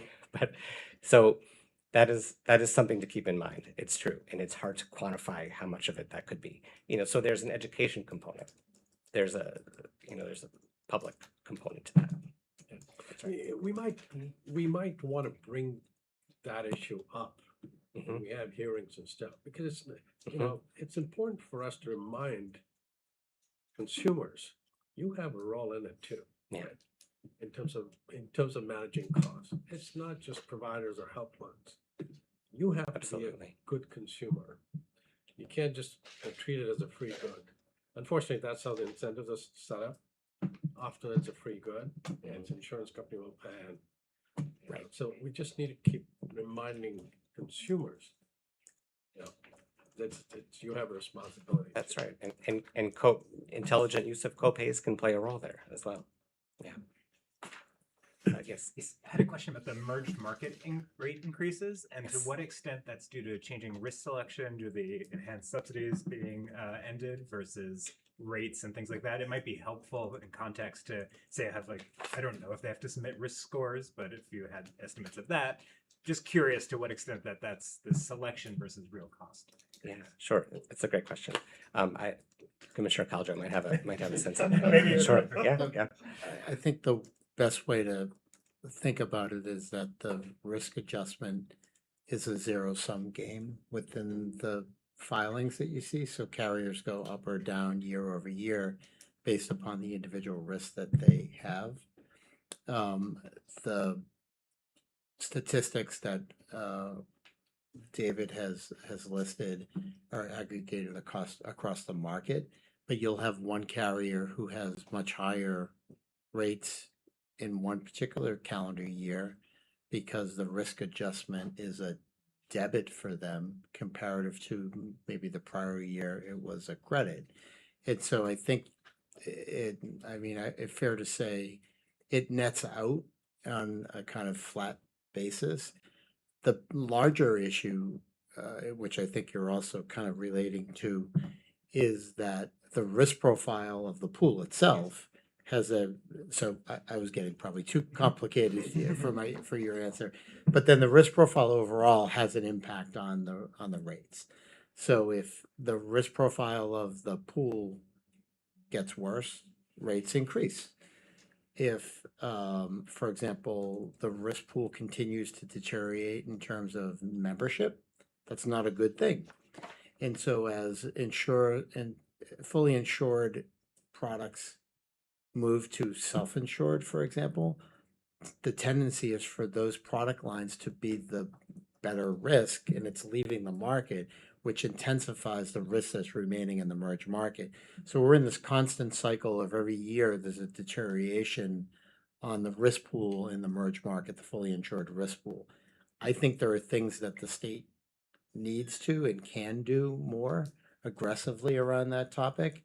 And I look forward to being active in that space longer term. Can I just add to Commissioner Kerpad's comments on the low value care? I want to be careful in terms of when we're presenting some of this data. We're trying to do this in a non-judgmental way and really trying to say there are a lot of factors that may lead to this low value care. It's not just the quote unquote provider's fault, right? This is an opportunity to look at this, to see the data. And then what I would, if there was an opportunity to say, okay, well, we see this big opportunity here. Like we could be using our resources more effectively as a healthcare system. How do we do that? I think that would require really bringing all of the different pieces to the table and having those types of conversations and saying, okay, how much of this is this? How much of this is this? How much can we control? Are there areas where we can work together? Like I think it would require that type of convening of kind of all the different constituencies to put together a more actionable plan to say, okay, there's an opportunity here. Let's use our resources most effectively. How can we do that? And the data to me just indicates that there's an opportunity, right? And that even where we see variation across provider organizations and kind of the rates for the different patients, even there, some providers, it's like a little bit higher for this one and lower for this one. I don't know what the right quote unquote level is. Maybe it's 0, but to me, where there's variation, that means that there's maybe something we can do, right? And we have heard that from some organizations in the past when we've reported on this, that from a hospital or a health system where they have said, we don't need to do this preoperative test. The clinical evidence is clear. We're going to have our chief of surgery really be the champion on helping to educate the other doctors within the health system. We're going to maybe have a flag that comes up when you're ordering something that's like, are you really sure? Do you need this? And so there are quality improvement initiatives that organizations can take. And I think what might be exciting is to think about, like, what does a statewide quality improvement initiative in this area look like? And I would echo that. And I guess what I would hope for us to keep in mind are a couple of things, and I think it's consistent with what I think David and David are suggesting, and I know that my colleagues have been working hard at for a while. But I sum it up, and I think I have a unique perspective, having managing the merge market in particular, but fully insured health insurance overall. The status quo is unacceptable. It's getting worse and worse every day. And we're at a stage now, an inflection point, where we need to take action in a number of different ways. None of them are going to solve the problem. And in fact, many of the issues that we're experiencing are national in scope. They're not just Massachusetts based. But we have things that we can and should do to try to tackle some of these issues. This list is a great start to that discussion. And I guess I really would just urge us not to get into the letting the perfect be the enemy of the good, because we're at a stage now where we have a need to start to tackle these issues, do it the right way, but start to act even more in an engaged way than we do now. The use of low value care by provider organizations suggests that might be a valuable input to our performance improvement plan process, right? Because that would be a lever that a given institution might have to do better if they are exceeding their spending targets. I was just wondering, have we ever seen regional analyses about low value care? That's a great question. Because Yeah. No, keep going. Yeah. Well, I've had multiple doctors say to me, when I worked in the South, we didn't do as many tests, and then I came up here, and my colleagues were doing this many tests. It felt as though I was not providing the right care when all my colleagues were ordering X service for patient complaint A. And so I've been thinking a lot about whether there is some, because that would be a compelling thing for people to understand too. I don't know Yeah, if and it's possible. actually, Undersecretary, that actually relates to my comment because, in response to Commissioner Krapad, I worry a bit about kind of putting the burden of cost containment on consumers and patients. I think we've been doing that for a long time, and I think in response to your question, I know with respect to regional studies, there's at least a decade or even longer ago, I guess, the Dartmouth Atlas studies, that work showed us that there's really a substantial regional variation in overutilization of certain sort of highly reimbursed services like diagnostics, et cetera, and that they tend to not, the variation is not based on necessity. It's really, for the most part, attributed it to provider-induced demand. So there really is quite a bit of evidence to show that provider-induced demand is playing a role in the overutilization of certain types of care. And, I think I would be remiss as the consumer advocacy person to not say something here. I think that, consumers, patients have enough on their plates. And potentially as a way going forward in any sort of statewide quality improvement initiatives, I think that there should be patients, individuals, families at the table, chiming in on what actually constitutes low value care or not. I don't think it should be up to the internal medicine docs alone. I think, there's a lot to be disputed on that. I mean, to the discussion, I think what we're saying today is this provides a fact base on the data set. The question of why this is occurring, how it compares to other markets or other standards of practice, what could be the ways of tackling this are beyond the scope of this assessment, but it's what it's designed to spark and to encourage, is that examination and discussion. I'm going to suggest that we continue really only for the consideration of time, because this is a fabulous discussion, but let's keep going through the presentation. Great, makes sense. Okay. This next section, avoidable utilization, it's related. It's a little different. We're talking often about, say, an ED visit that was avoidable, that could have been prevented or avoided if you had good access to care, robust primary care. But when your condition exacerbated, sometimes you did need to use the ED at that time. So it's different, but it's related. And here, starting with just some comparisons of utilization rates of Massachusetts in the orange and the US in the blue, of inpatient admissions on the left, hospital outpatient visits on the right, and ED visits on the far right.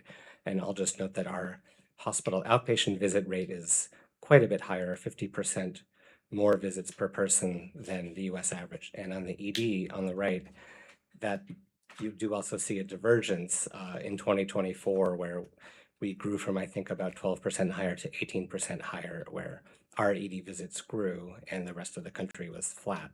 And about 40% of those ED visits are potentially avoidable. So again, a topic where we can make some progress. And a couple others in that flavor.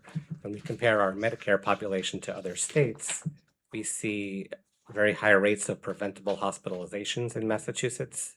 In 2024, we were second highest on that measure after West Virginia, and similarly second highest on our Medicare readmission rate after West Virginia, and that's up from fourth highest in 2023. So again, areas of potential progress. And kind of bringing back to the theme of primary care, this is one slide from our primary care chart pack that is kind of emphasizing how much are primary care services kind of valued relative to specialist procedures that we might do. And what we do is take the same amount of work time and show how much does the reimbursement vary for the same 30 minutes of time for procedures in the yellow and for primary care in the orange. And here we're showing that variation by payer. On average, the procedures are paid 2.6 times what a primary care face-to-face time is paid. But it varies from 3.7 to 1 for the insurers on the left to 2 to 1 on the right. So there is still that kind of disfavoring of primary care cognitive services, but it differs by payer. It changes over time. Okay. I'll now just go through our final section on provider prices. Something new that we're doing this year with the help of some investments in our own analytic capacity, as well as use of a third-party tool called the Milliman Repricer, is we wanted to understand our prices in reference to Medicare. Partly because a growing number of states are using Medicare prices as a reference in policy. It provides a nice kind of common denominator or a foundation or a basis for comparison so that I can then boil down these thousands of prices into just one metric of here's how high the prices are. I can compare different services or payers or providers using that, boiling it all down to percent of Medicare. So for context, in these few slides, I'll show some of these percentages. 100% means the price is the same as Medicare. The commercial payers are paying the same as Medicare. So in this slide, we're just dividing up the broadest categories of care in Massachusetts and showing that for hospital inpatient care, commercial payers in Massachusetts, on average, pay 228% of Medicare, which is more than double what Medicare would pay. And keep in mind that Medicare prices are meant to approximate the cost of care. If you're an efficient provider, it's what it should cost to provide X care. So hospital inpatient is 228, and then you see hospital outpatient at around 200, and then office-based care is more like in the 150 range, so 50% higher than Medicare prices. Because HOPD is the biggest chunk of commercial spending, it's about 35%, we then broke that into its subcomponents to see how does that compare. And this is interesting, I didn't necessarily know this, that it's the labs, the tests, the imaging that are especially high. Our commercial prices are especially high relative to Medicare compared to the other types of outpatient services. And finally, this is also new to us. We were not really aware how different payers are pricing compared to each other. And this provides some insight into that. And it was very interesting to me that those prices range from about 241% of Medicare on the left to as low as 116%. Now, the two on the right are notable payers, especially WellSense is mostly just in the connector. So it's somewhat different than the other insurers, but you do see a range there by payer and what prices they are paying providers. And finally, keep that in mind, a view that I've shown before, but here kind of we're again grounding it in what Medicare prices are. We're showing the variation in different providers and where they are relative to Medicare. And this is labs. You're looking at this lab index of the 50 most common labs provided in Massachusetts, and we create a market basket out of them and say how much would that cost to buy that same basket of labs at different places in the state. So you have the hospitals are in blue, and office-based providers are in yellow, and the independent labs are in the orange. And you see this variation goes as high as 750% of Medicare on the left. So that's 7 times what Medicare would pay. Medicare is the sort of solid blue towards the bottom. And so again, considerable variation, more than the variation you see by payer across these different providers. And these are lab tests. So there's more of this in the ultimate chart pack, but that's what I had today. Any other questions on these? I would just Yes. note the impact of government pay on the commercial price. So as we experience in Massachusetts and across the country with restrictions in how our hospitals are paid for, services from our state and federal government payers because of changes in the president's view of how hospitals should be paid. The commercial market could expect to have impacts from that. So this is a retrospective analysis. The future looks a lot worse in terms of what the expected impacts could be because of that impact analysis on the commercial market from the lack of funds. That was happy news. Commissioner Walsh. Madam Chair, thanks. You know, I watch these with wonderment because it's I don't know better or worse. I don't want to I just want to talk about arithmetic. I mean, I don't know what the system, we say the system isn't working. It actually is working exactly the way it was designed to work. And it was designed incorrectly and has to be changed. But all the changes that are proposed have somebody saying no. A global payment has somebody saying no to a high deductible has a patient having to make a choice to say no. And then we have to Dr. Baker's point, I don't know if we're patients or consumers, because patients just want to feel better and they want to know what's wrong with them. And they're often using AI and other things. Consumers are often shoppers, and we don't go into other areas and just take things, right? We have a budget. But if we did a global budget, then it would be on the provider to say no, or the payer to say no, or the provider. And the whole system is designed for someone to have to say no somewhere along the line, whether it be that patient consumer, the payer, or the provider. And we talked about in subcommittees of the governor's work group that were led by Commissioner Seltz and Commissioner Caljo, a value system where it allows someone to say yes. And if they say yes, they might get some benefit or incentive in the market to saying yes. And it seems like to get from here to there is a long way to go, but it's the only way to get here, because accepting the premise that all this math is exactly right, and then adding in Chia's numbers around the challenges that both providers and payers have had in recent years, if you took those commercial rates and you did a graph that has all of them paying at Medicare, which is a preferred payer in many ways, the number of providers that would have lost in Massachusetts might have gone from 60% to 90%.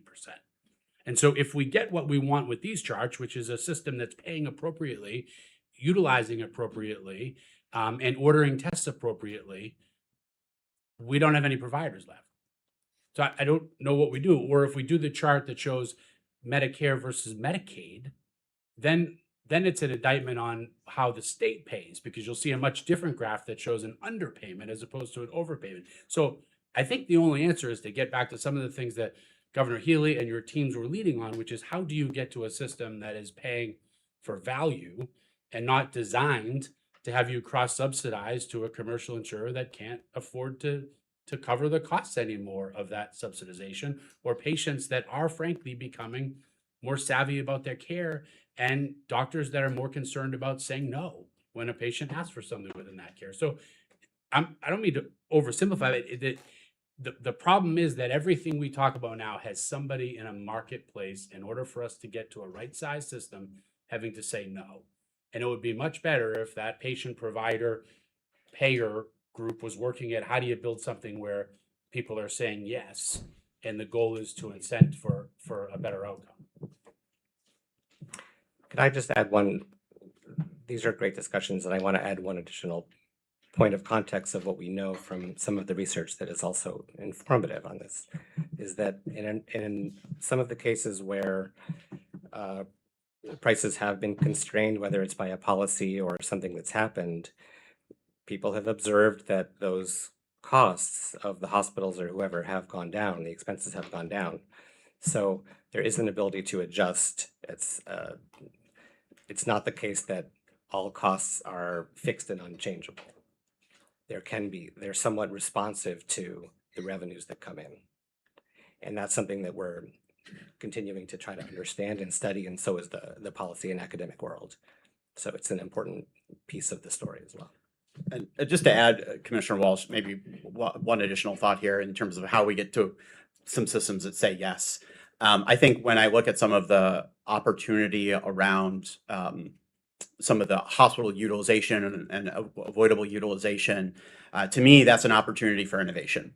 What are some of those innovative care models that we might think about that can help appropriately shift care for patients in a high quality way, maybe back into their home or into their community with supports, and that still will leave that capacity open at the hospitals for the patients who need it. I think there's a place for thinking about innovation here as one way that can maybe be more of a yes. Another area that I do think can be more of a yes positive and still end up in the goals that we want to see is around primary care, where we know that there is just a tremendous challenge for patients to access primary care in a timely way. We see this in the data. They are reporting it to us in surveys. This is one of the biggest barriers to care, is timely access to primary care. And the downstream impacts of not having that timely access to comprehensive primary care is perhaps utilization and costs that could have been avoided in a way that's actually going to help provide better quality care for those patients. Most of our primary care providers, by the way, are part of these big health systems. So how can we leverage all of these different parts of the system to find those, hopefully, real positive opportunities that are around improving quality, improving health outcomes, and ultimately lowering costs over time. Well, thank you very much. More to come on our healthcare cost trends work. And as always, appreciate your insights and comments as we prepare that report. We are now going to switch gears to our last big discussion topic for today. And again, returning to a theme that we touched on earlier, which was some of the new responsibilities that were part of the healthcare legislation that passed last year. An important part of that legislation was the establishment of a new Office of Health Resource Planning within the Health Policy Commission.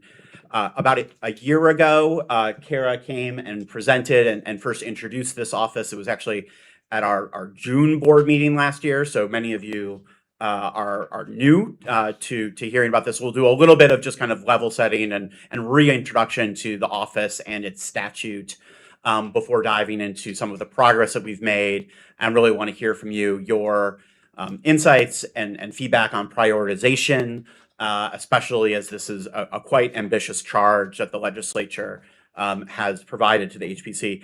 Ambitious, but very important, because I think one of the impetus for this new office and for the change in the law was that there have been, over the past few years, significant disruptions in our healthcare system, whether that's the unexpected closure of units within hospitals themselves. We've also seen expansion of services.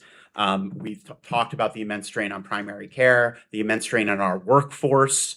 That is different depending on different sectors.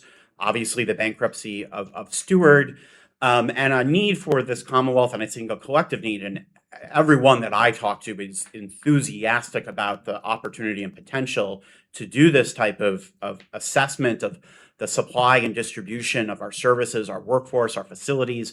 What do we have now? How is it aligned or misaligned with what we need? And how is that going to change into the future? And can we have that more proactive ability to be more proactive rather than reactive when different market changes happen that will have impacts on residents and costs and access? And so, part of that is first building our knowledge base.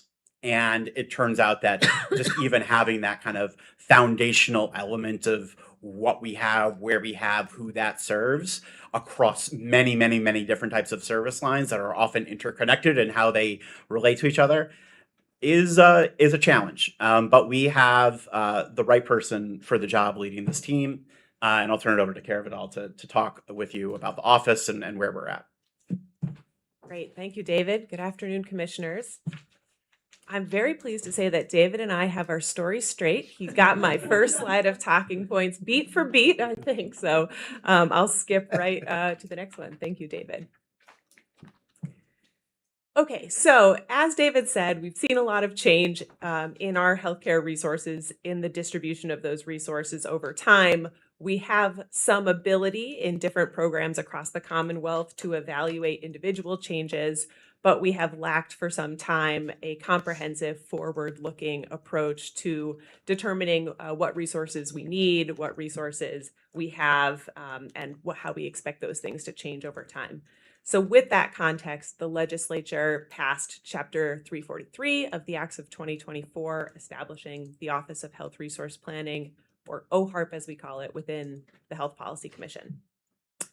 So we have a few statutory authorities and responsibilities. Those include developing a state health resource plan, conducting focused assessments, which could be a deep dive into, for example, a specific service line, a specific geography, or even maybe tackling a specific policy question.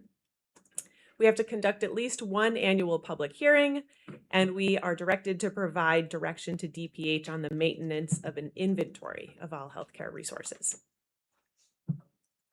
We are also managing the Massachusetts Registration of Provider Organizations program, which Amy mentioned earlier. That is not required under the law, but that is a program that has existed at the Health Policy Commission since Chapter 224 passed. It is a data transparency initiative where we collect information on the corporate structure, contracting practices, clinical relationships, and more of our largest provider organizations in the Commonwealth. We expect that data will be a key input into our work, so that program is moving over to stay with our office. All right, so this slide lays out our current vision and current thinking on approach for doing this work, which we're very happy to take sort of feedback and reaction to today. So our vision is that OHARP is a trusted source of data, analysis, and recommendations to ensure that supply and distribution of resources in the Commonwealth are aligned with current and projected need. We anticipate producing a variety of different types of outputs on different timelines. So for example, we could imagine doing some very short-term ad hoc assessments, maybe at the request of the board, at the request of a sister agency, or potentially related to, for example, a proposed transaction or a proposed policy that might be expected to influence supply. We have the focused assessments, which I mentioned before. Those we sort of see as medium-term deliverables, likely taking a couple months to several months. And then the State Health Resource Plan, that's our marquee publication, and that'll be our longest-term work product, which it's been the bulk of this year for us. We expect it to be the bulk of this year for us. We do expect our work to include quantitative and qualitative elements. We are feeling very lucky to be doing this work in Massachusetts, which has arguably some of the best healthcare data resources in the country. We also have a very robust research and policy community as well. So we're feeling really excited and confident about being able to build on a lot of that data and work and use it as a launch pad so that we're able to get deeper more quickly. We also anticipate prioritizing qualitative engagements for our work products. We know, and we are learning by the day, we did know, but we really are gaining a more and more insight into just how complicated healthcare is, how complicated each of these service lines are, the policies, the market conditions, the access barriers that people face and that influence our healthcare supply and our utilization. With the very broad mandate that our office has, we fully expect to be calling on technical experts and community voices to help provide some of the nuance that the data alone cannot. And finally, we really want to work with the market and with policymakers to effectuate our findings so that resources are aligned with need in Massachusetts. So what have we been doing to date? We have been engaged in a set of activities that we've been organizing into the categories of strategic planning, health planning, and data planning. So in the strategic planning space, we've been doing a lot of the thinking about what our work will look like and how we'll conduct it that we're talking through today. We've been building out the capacity of our team, hiring staff, contracting with experts, very exciting stuff there. We've been reviewing state health resource plans that other states produce. We've talked to some other states that do some of this kind of work. We've also been connecting with some individuals who did health planning work in Massachusetts and neighboring states in the 70s and 80s to learn from their experience as well. And most recently, we have started to meet with some of our key stakeholders to share some of this introductory thinking with them and get their reactions and expectations. In the health planning space, we spent most of the last year providing analytic support to the Massachusetts Maternal Health Access and Birthing Patient Safety Task Force, which David mentioned earlier. We're excited to see some of that work come out. We have been, let's see, where have I gone here? We have been developing the scope of the State Health Resource Plan that we'll talk about more in a few slides. We have been conducting some of that initial work. That work is well underway. And we are happy to be sharing our thinking today and getting your thoughts on that. And then in the data planning space, we have been working on identifying data sources, identifying data gaps, thinking about creative ways to fill some of those gaps. We have also been working on incorporating some of the new statutorily required data elements that Amy mentioned previously on significant equity investors, management services organizations, and real estate investment trusts into that data set. Okay, so turning to the State Health Resource Plan, this is a statutorily required report whose goal, or the goal of which, is to promote the appropriate and equitable distribution of healthcare resources across the Commonwealth.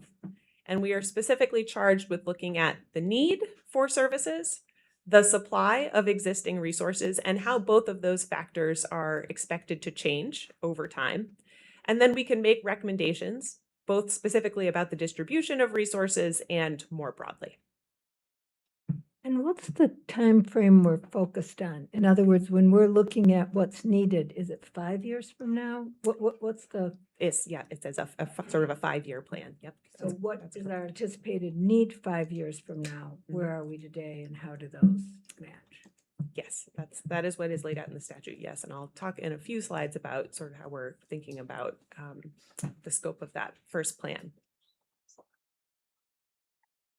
Okay.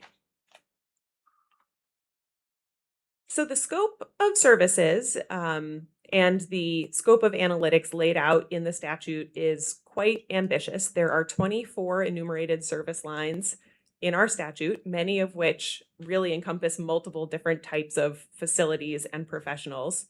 And the graphic on the right here provides a non-exhaustive example of the kinds of factors that we think could reasonably influence need and supply for any one of those given service lines. And it goes from what we consider to be more basic considerations on the left to more complex considerations on the right. So just to start with the top of the graphic, which is about need, when we have looked at some of the other state health resource plans and some certificate of need formula in use in other states, they often start and often end with that first set of considerations. So on the need side, you might be looking at a utilization trend. You might be looking at, say, age-adjusted utilization rates for a service. And then you say, if I look at how utilization is trending and how I expect demographics to change, I can project future utilization, case closed. We think that that first bar is critical, foundational information that we absolutely have to know, but we'd like to go a little bit farther. When we think about future need, we want to think about things like how we think disease incidence and prevalence may be changing. We want to do maybe a little bit of interrogation of that utilization trend. David teed me up well, I think, for that. So is there potentially low value care that's forcing our utilization trend higher than it should be? Or is there perhaps inefficient site of care use that is making the utilization of one service look disproportionately high relative to what it could be if care was being accessed in a more efficient manner? On the other hand, we also know that there is some care that probably is needed but isn't being used due to different access barriers. Is there a way to adjust for that, account for that in our planning? And then how is each one of those bars expected to change going forward? we've laid out the bottom in a similar fashion. So if you start with that very first bar on the supply side, supply counts, supply maps, provider to population ratios, baseline, fundamental, have to have it kind of information. But of course, not the end all be all. We also want to know about how much of our supply is being used. So that might be things like occupancy rates or wait times. We want to think about access considerations like drive times as well. And then we'd like to think about factors and ways in which providers may differ from one another, and that may affect utilization patterns or patient choices. So are there differences in affordability or quality that we want to be baking into some of our analyses? We also want to think about things like provider financial health. It's very different to seem to a scenario in which you seem to have enough supply based on your projected need, but if 75% of those providers are at risk of going under, you've got a really different case in front of you than if those providers are all financially healthy and performing well. We want to also think about potential distortions in our market, whether pricing distortions or other market factors that may have led supply to not be well aligned with need already. And can we try to pinpoint some of the reasons why our supply already isn't efficiently distributed by the market and surface those? And then, of course, again, how do we expect any of those things might change going forward, and how might it impact our overall assessment of supply and capacity? As you can see, based on where the cars are on the graphic, we do not think that we can do that for all of our service lines in our first state health resource plan. We are viewing this first state health resource plan as more foundational baseline information, trying to get those really key elements in the need and supply factors captured. And then we see a focused assessment as an exciting opportunity to really hone in on one service line or one geography or one policy question and try to tackle more pieces of the puzzle. Okay, so the next two slides lay out our current thinking on the scope of the first state health resource plan. This slide is about what we want to answer. The next slide is which service lines we're going to try to answer those questions for. So our thought here is to start with supply and try to understand some of the basics. How much supply do we have statewide and regionally? How do our supply levels compare to national? How have they been changing over time? And how much of our existing supply is currently being utilized? Want to do some basics on access. Are patients reasonably proximate to care, some drive time analyses, and are they able to access timely care where data allow us to do that? And then utilization. How do these utilization rates look statewide? How do they look regionally? How do we compare to national? Great foundation for some service lines laid by our research and cost trends team that you've already seen that we'll be able to incorporate. Are there notable differences in utilization, say by demographic group or insurance category or other segmentation? How is utilization trending over time? We do not think that those questions alone will give us the answer to, do we have enough supply? And if not, where do we need more? Or if we have too much supply, where do we have too much? But we do think that they may start to help us identify some indicators that give us a sense of whether we have maybe too much, maybe not enough. And I think it's going to vary by service line. I think we will see that for some areas, a lot of these indicators are pointing in the same direction. That might give us concern that supply and need are misaligned in either direction. And there may be others in which these indicators are pointing in different directions, and we kind of have to wait until we do a focused assessment to feel confident in sort of drawing a conclusion about adequacy. Here are the service lines that we are hoping to include in the first state health resource plan. We have asterisks on maternal health and primary care, recognizing how much work the Health Policy Commission has done on those topics over the last year in supporting the primary care task force and the maternal health task force. We think we'll be able to draw on some of that great work that's already been done and potentially go a little bit further on some new topics that I did not include on the last slide. I will also say We have pediatric care services called out here, whether that's its own chapter or whether that's a subset of acute care hospitals or physician specialty care or primary care. Open to thoughts and feedback on that. And then, oh yeah, please. Is this an okay time to chime in? Yeah. So first of all, just excellent presentation, just so wonderfully and clearly laid out the work that's ahead and how you plan to do the work. So just bravo, it looks amazing. Just one question, actually one thought, just along the lines of the conversation we've been having about low value care. I thought about low risk cesarean. And I know the HPC has already done some really wonderful analyses on that here in Massachusetts. And that's, one really clearly sort of example of, or clear example of low value care that could be potentially dangerous, has a lot of risks involved. And that's one area that we also very much know varies based on what hospital you deliver at, right? So there are some high C-section hospitals and then there are low C-section hospitals. And so looking at your chart, I think it would just be such a wonderful case to really kind of use low-risk cesarean as a potential example of mapping supply against need, mapping misalignment, because we know that there are some populations where even though there's a need for a cesarean, they're less likely to receive the cesarean. There's work on that. So I'm just excited because this also overlaps with some of the work that I do. So this is amazing. So I was just going to offer similar comments, which is your slide 68 in particular reminded me of my earlier days at Kaiser. This is exactly how we used to go about planning how the delivery system should be structured. So spot on. A couple thoughts. One is to think about,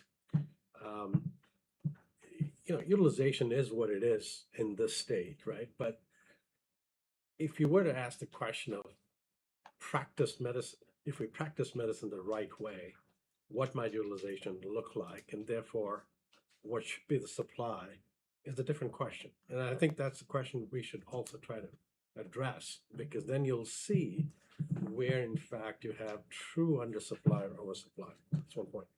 The only other point I think is on specialty care. Even at Kaiser, we try to consolidate specialty care just because you need some scale, to deliver care the right way.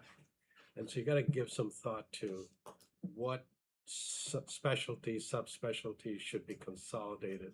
I mean, you can't have it everywhere and do it perfectly right. It's just not going to happen. So just give some thought to, have a point of view around where do we really want to have the subspecialties and specialties, or put differently, does it make sense to study this subspecialty and look for oversupply or undersupply by region? I don't think it makes sense. That's it. Can I ask a question? And Kara, this is great, and thank you for your leadership. It's very clear that the HBC has done a great job here, and it's a trend across states now, and so it's great to see that, again, we'll be leaders in terms of putting forth a strong approach to this work. It's a little bit like throwing a dart on a dartboard on a boat, right? Because the ocean is rising and it's always changing. I guess I want to pull back the lens a little bit and ask you and David, and maybe have a discussion about what would be the best case scenario for the use of the data that you hope to create, that you prod the market to approach the need on its own, so that you're driving 5 years out in the future towards gaps, that you're just pointing out certain issues, or that you see it perhaps even having stronger connections into governmental roles? Like I just mergers, acquisition, like what do you, how, if you allow yourself to think about the actual goal as opposed to, look, we were given this task and we have to execute on it correctly, and I know you will. How should we think about the data and how it should be used? Yeah, I'll take a swing at it, and maybe David has some thoughts too. I think the first piece of it is just to establish a common understanding of what our supply is, where the gaps are, what we need, and maybe what we have too much of. I do expect that we're going to be doing a lot of iterating and engagement on the plan, and I'll show you on one slide coming up sort of how we're thinking about doing that. But I think sort of having an agreed upon public, transparent document, unbiased assessment of where we think those gaps are will help. Will the market use that to plan new investments and expansions? That would be great. But I do think that there is opportunity also for that information to feed into determination of need reviews, essential service closure reviews, grant making opportunities, funding decisions, payment reform as well. I mean, if I'm dreaming big, which I usually am. Yeah, and I would add, I think, part of, we're talking about the state health resource plan. There's also this opportunity with the focused assessments, and something there that I think about is like, okay, take a certain geography of the Commonwealth and say, okay, what does this area look like across a number of different things? And that could, I would hope, be helpful for the market, for these healthcare systems to have that understanding, not just of the patients that they're serving, but the patients that are overall in that community. How are they being served? Can that change over time without compromising access and quality? There is going to be a tremendous amount of disruption and strain in our healthcare system in the years to come. I think we've all are talking about that. Commissioner Caljo, Commissioner Walsh, others have said it. And so having this kind of understanding, I do think will help inform how the market prioritizes, how government can work with the market to prioritize, protect things that are critically needed, maybe think differently about ways of delivering care if there are changes that need to happen. And working with government. And then there might just be things that we find that there are gaps or issues or whatever you want to call it, that are really a result of the healthcare financing system that we've built. And I think going back to a comment that was made earlier is our system working, or is it working exactly as it's meant to work? If it's working exactly how it's meant to work, and yet we're still seeing gaps and challenges that are impacting patient access and care, then maybe some fundamentals about that system we as policymakers need to think about shifting and changing. And so that's, I guess, a final lens is, are there policy changes that need to have to come from this work? Amy. Oh, sorry.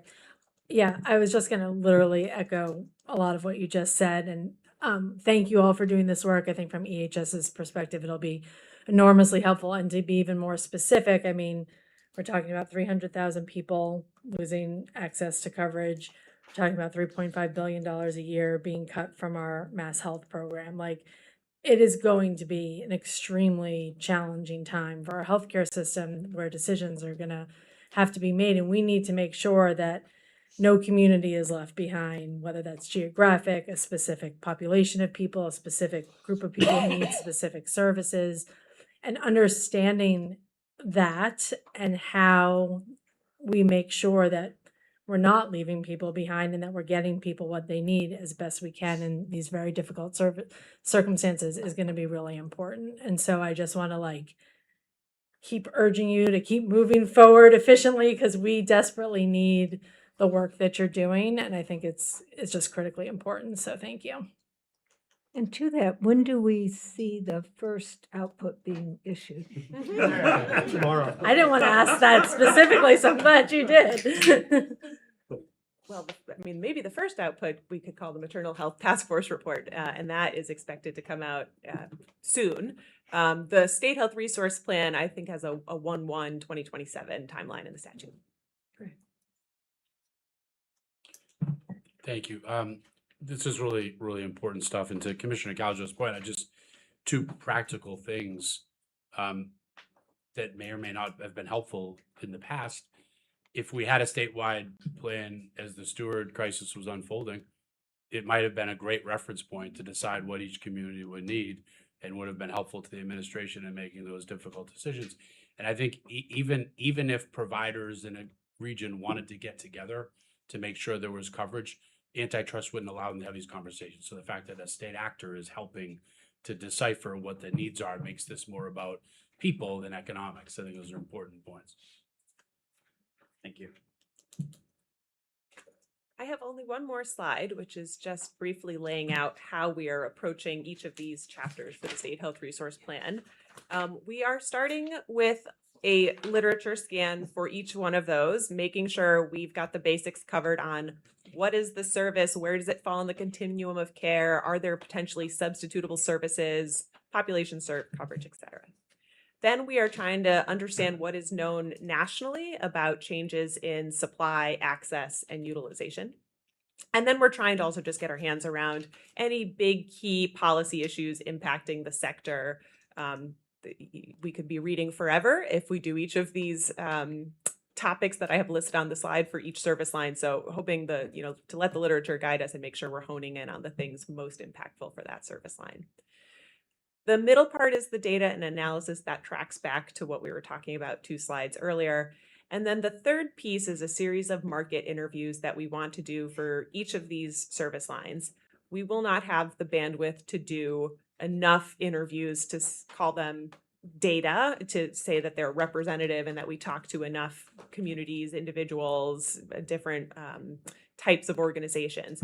What they will provide is background for interpreting our quantitative findings and context that we might not otherwise have, both about the service line broadly and about the Massachusetts market specifically. So we are hoping for each service line to talk to 1 or 2 researchers, any relevant trade or professional associations, 1 or 2 providers, 1 or 2 payers, consumer advocates, and if there is a state agency that is leading the charge on that type of service or any policy changes that would be expected to impact the service line, we'll want to talk to them as well. Kara, I'm glad you have this slide in the market interviews. The one thing I want to caution about is the trade-offs in making resource decisions. I did behavioral health planning for states, and everyone always asks, well, how many beds do we need? Well, what does your community outpatient system look like? Right. So, while a resource need may indicate something, it also may indicate where other parts of the system may need resources, so you don't have to go to that point. So I just raised that as a caution. That's a great point. It's a great point. We really appreciate that. And I think even maybe a question a step back from there is not only what does your outpatient supply look like, but what are your priorities and goals, and what should we be maximizing on? Is it access? Is it affordability? Is it quality? And all of the decision points that we'll have to make in conversation with the board about what that lens should be.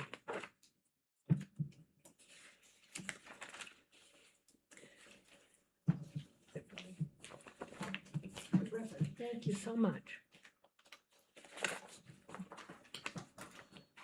Thank you, Kara. That concludes our kind of policy substantive conversations and the agenda for today. We do have a few final agenda items to walk through, and I'm joined by HPC Chief of Staff Hannah Kumak, who's going to talk to you all a little bit about our fiscal year 2027 operating budget.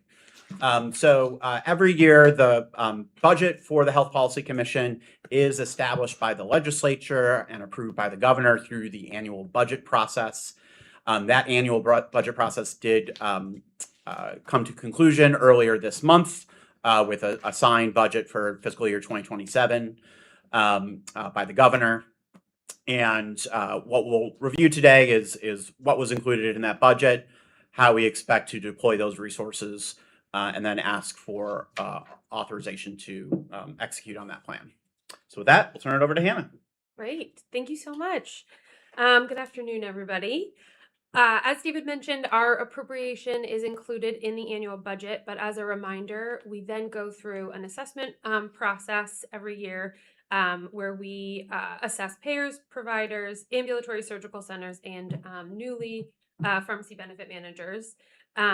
Last year, for fiscal year 2026, the HPC's total funding was $13.2 million, which included both the original appropriation that you'll see on the slide here, as well as additional funds that were included in a closeout supplemental budget, which was in acknowledgement of submitting our budget request prior to the signage of the legislation we've spent a lot of time talking about earlier today. So the appropriation of 13.2 supported the expansion of the agency's responsibilities, which were included in that legislation. And the amount that was included in the FY 2027 budget is about a 5% increase from that, which is 13.9, a little over 13.9. And that annualizes the budget from FY 2026 and includes funding for all of the outlined projects that the agency's been directed to undertake, which we've been speaking about today. On this next slide, you'll see a breakdown of our budget by category. So I think to the surprise of no one, the vast majority of our spending, 72%, goes to payroll. Our priority has been from the beginning and continues to be to invest in building a strong team and continuing to build out our in-house expertise. 13%, which is the next highest portion, is committed to our contractors and consultants. And I'll speak a little bit more about that on the next slide. But then to close out the pie, we have 6%, which goes to our rent and utilities, 5% for general administrative costs, and 3% for IT services. On this slide, you'll see a little bit more about that 13% for consultant and contractor spending. So we have a list here kind of stacked of the amount of money that we've allocated to each of the types of services that we engage in throughout the year. Just as kind of a few examples, some of these are things where we need additional expertise on top of our staff time. For example, some of these are actuarial services for some of our transaction reviews, some expertise from academics who consult on certain reports as we're working on them. And now included in here is also some additional consultants to help build up both the OPA and OHARP offices as those are getting off the ground. Here we have our staff, our staff through the years. So hiring has been on the rise throughout 2025 and 2026, owing in large part to our expanded authorities and the establishment of the 2 new offices of Health Resource Planning and Pharmaceutical Policy and Analysis. This slide shows our list of employees as of the start of this fiscal year on July 1st. But actually, as of present, we are about to hit 80 employees, which is an HPC milestone, as you can see. We are incredibly grateful for the dedication and work of all of our staff and thrilled to continue to welcome new employees as all of our new work streams continue to grow and expand. And Hannah, are we anticipating going higher than 80? Or too soon to tell? I would say at this point, we're anticipating we'll be at 81. And then I think we don't have any further plans for any more significant hiring. We've been really lucky in the candidates that have applied. We've been able to staff up pretty quickly.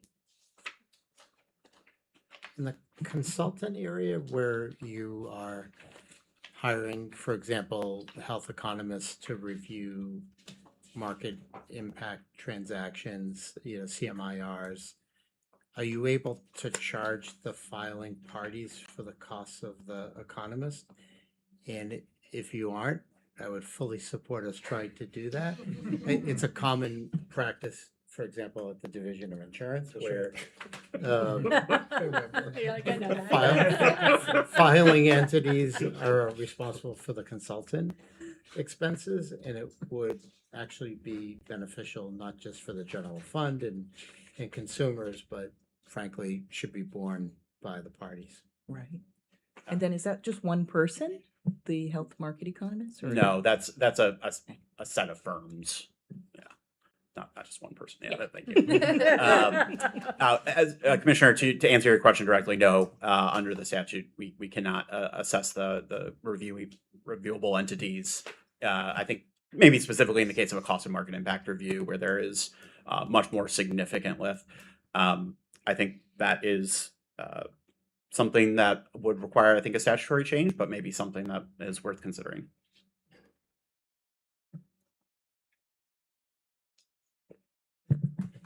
Any other questions?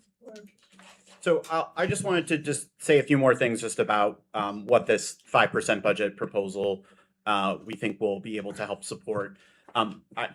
Largely, this is a continuation of the work that we have been doing. There are no significant changes in terms of our distribution of services between payroll or consultants. This is really an annualization of the current costs that we have as reflected in this budget proposal. So this really will help kind of continue to support the maintenance of our existing staff, the services we need to continue to do our work. It also will annualize the costs that we have built up over the course of the year for the new offices and responsibilities and the staff attached to them. In addition, as was noted earlier, our market oversight has expanded, and that has led to a not insignificant increase in the number and complexity and type of transactions we're reviewing, which is also we have been trying to help support. On this next slide, we do anticipate that we will be able to use some of the kind of allocated funding to continue to support the Healthcare Affordability Working Group. We see this as an incredibly important initiative that is very in line with our mission and the work of the HPC. We would be doing this work anyways, and to do it and to help provide objective information, data, and staff support to that work is critical. Can I just chime in and say Yes. thank you for that? Yeah. For those of us who are working on that, the HPC team has been phenomenal, and we just want to say thank you. So, yes. Thank you so much, Undersecretary. We've got a number of staff people who have been taking this on in addition to their day job, and Yes. want to acknowledge them as well. Did want to again note we are one kind of change in our budget was the stipends for you board members. Congratulations. And as finally, just to say, we do hold some of our funding kind of as uncommitted when we begin the year, recognizing that there is something unknown that typically happens in the course of a year that will require us to be nimble in terms of perhaps deploying resources to a new drug referral, something that happens in the marketplace, support for a sister agency, potential new performance improvement plans, et cetera. So I am pleased to put this forward to you. We were so grateful to the House of Representatives, the Senate, and the governor, who all recommended basically the exact same dollar amount, which was the amount that we requested for this fiscal year, and I think is a great show of support for the work of the agency and the fact that they did support the necessary expansions relevant to the new responsibilities. So happy to answer any more questions that you have on the plan for the year. Move to accept as presented. Good. So we've got a motion and a second, and again, we'll ask the board members to vote verbally. All in favor of accepting and approving, aye? Aye. Any opposed? Right. We're officially funded. Thank you very much. So paychecks will come through. All right. Our final agenda item is our executive director's report. And I will just want to say a few things about some of the task forces and ongoing work of the agency. Joined here, the Deputy Executive Director, Colleen Elstemeyer. So first, on the Primary Care Access Delivery and Payment Task Force, we've been providing some updates along the way for this particular task force. The big update that I wanted to share with all of you is that after our most previous June board meeting, this task force did meet on June 17th to finalize one of the final deliverables and recommendations that was really focused on workforce, the workforce pipeline in primary care, the working conditions for primary care, the ability to expand team-based primary care, and overall to address the administrative burden that we know is a huge challenge in primary care. So that was deliverable number 7 as designated by the statute and the legislature for the task force to take on. All 7 of these recommendations are posted online and reflect really the consensus of the entire 25-member task force. Again, want to acknowledge the Secretary, Mahanya, for his leadership, his staff support, and helping to co-chair along with myself this particular task force. We do plan to put together a kind of one-stop compendium of all of these 7 deliverables. Right now, they're 7 different documents, so we're going to try to pull those all together so that stakeholders and others can find it all in one place. That should be coming very shortly. And then finally, just to say, we are following very closely the progress of potential legislation that may implement some of the primary care task force's recommendations. The Senate has advanced legislation on this topic already this session, and we'll be continuing to watch other legislative activity. So we'll give you updates if we see progress there. I'm curious about whether the task force discussed the kind of access standards for like availability of primary care physicians, like measuring how long it takes to get an appointment and having that be a publicly disclosed feature that, hey, this insured has a network where it takes me 3 weeks to get an appointment. Somebody else has a much longer network. That would be valuable for competition, but also potentially for regulation. And I'm curious what role that played in the commission's discussion. Yeah, great question. And there was actually, I'll draw your attention to deliverable number 6, which really spoke to the question that you're asking. And this was all that was really written into the statute: monitor and track the needs of and service delivery to residents of the Commonwealth for primary care. That's a pretty broad charge. But what the task force discussed specific to that recommendation was around what are some of the ongoing data and information we need to assess access, and is access actually improving? Part of the other task force's recommendations is to shift investment into primary care, and I think that particular deliverable is trying to ensure that if we shift and increase investment in primary care, is that then resulting in the positive impact that we hope to see? So some of the things that we talked about specifically there is around wait times, for an appointment or for a second appointment. Can we track that on a more regular basis? And some of that recommendation from the task force was directed to our own Office of Health Resource Planning to say that this office should, along with the Department of Public Health, continue to play a role in trying to have some clear understanding and definitions of access. And that's, I think they didn't come to a conclusion about what that would be, but rather said this is important and let's charge the experts to think more about that, whether that's, drive times, wait times. There are other access barriers that we know can play a role in primary care. So I would encourage you to check out that particular deliverable and open to continued feedback on that. And then secondly, wanted to just mention the Maternal Health Access and Birthing Patient Safety Task Force has been mentioned multiple times already today. And again, wanted to acknowledge Dr. McGregor's leadership in this task force. We are expecting and hoping to issue those recommendations very soon. The task forces. And also just wanted to acknowledge that, as was mentioned, we continue to help support the Healthcare Affordability Working Group as those discussions continue to help surface potential ideas and recommendations to advance to the governor. And then finally, just on some upcoming meetings, wanted to share with you all the date of our cost trends hearing.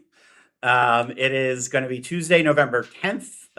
You should all have calendar invites for that, but for members of the public, please block off your calendar for that day. We hope to see you at Suffolk University Law School in person for another great full day of conversations and discussions. We'll be in touch as Colleen and I in the coming weeks around starting to think about an agenda and what are the certain topical areas that we want to focus on this year. As always, we have an opportunity each year to kind of think strategically about who we want to invite to testify on what specific topics and how that can be most useful and impactful. And then this final slide is just the rest of our calendar as it stands right now for the calendar year. So we've got our next meeting will be virtual, September 17th. And we have another scheduled board meeting in person at the end of the calendar year. It may be that we might need to have an additional meeting. We haven't determined that at this point. We'll be in touch. We, of course, have the cost trends hearing, which is a huge event. And then just as a note, we're continuing to meet with the HPC Advisory Council. So that is our presentation and agenda for today. Colleen, anything to add? No, we want to tell everyone to have an excellent summer, and you'll be hearing from us again soon. Great. We have no meeting in August. Right. Well, thank you so much to all the presenters from the staff of the HPC. Terrific advancements happening, and you could tell from the discussion how both engaged and how happy the commissioners are with the progress. And also want to thank the commissioners for your engagement and time and for meeting in person today. With that, we will adjourn. Thank you. Thank you.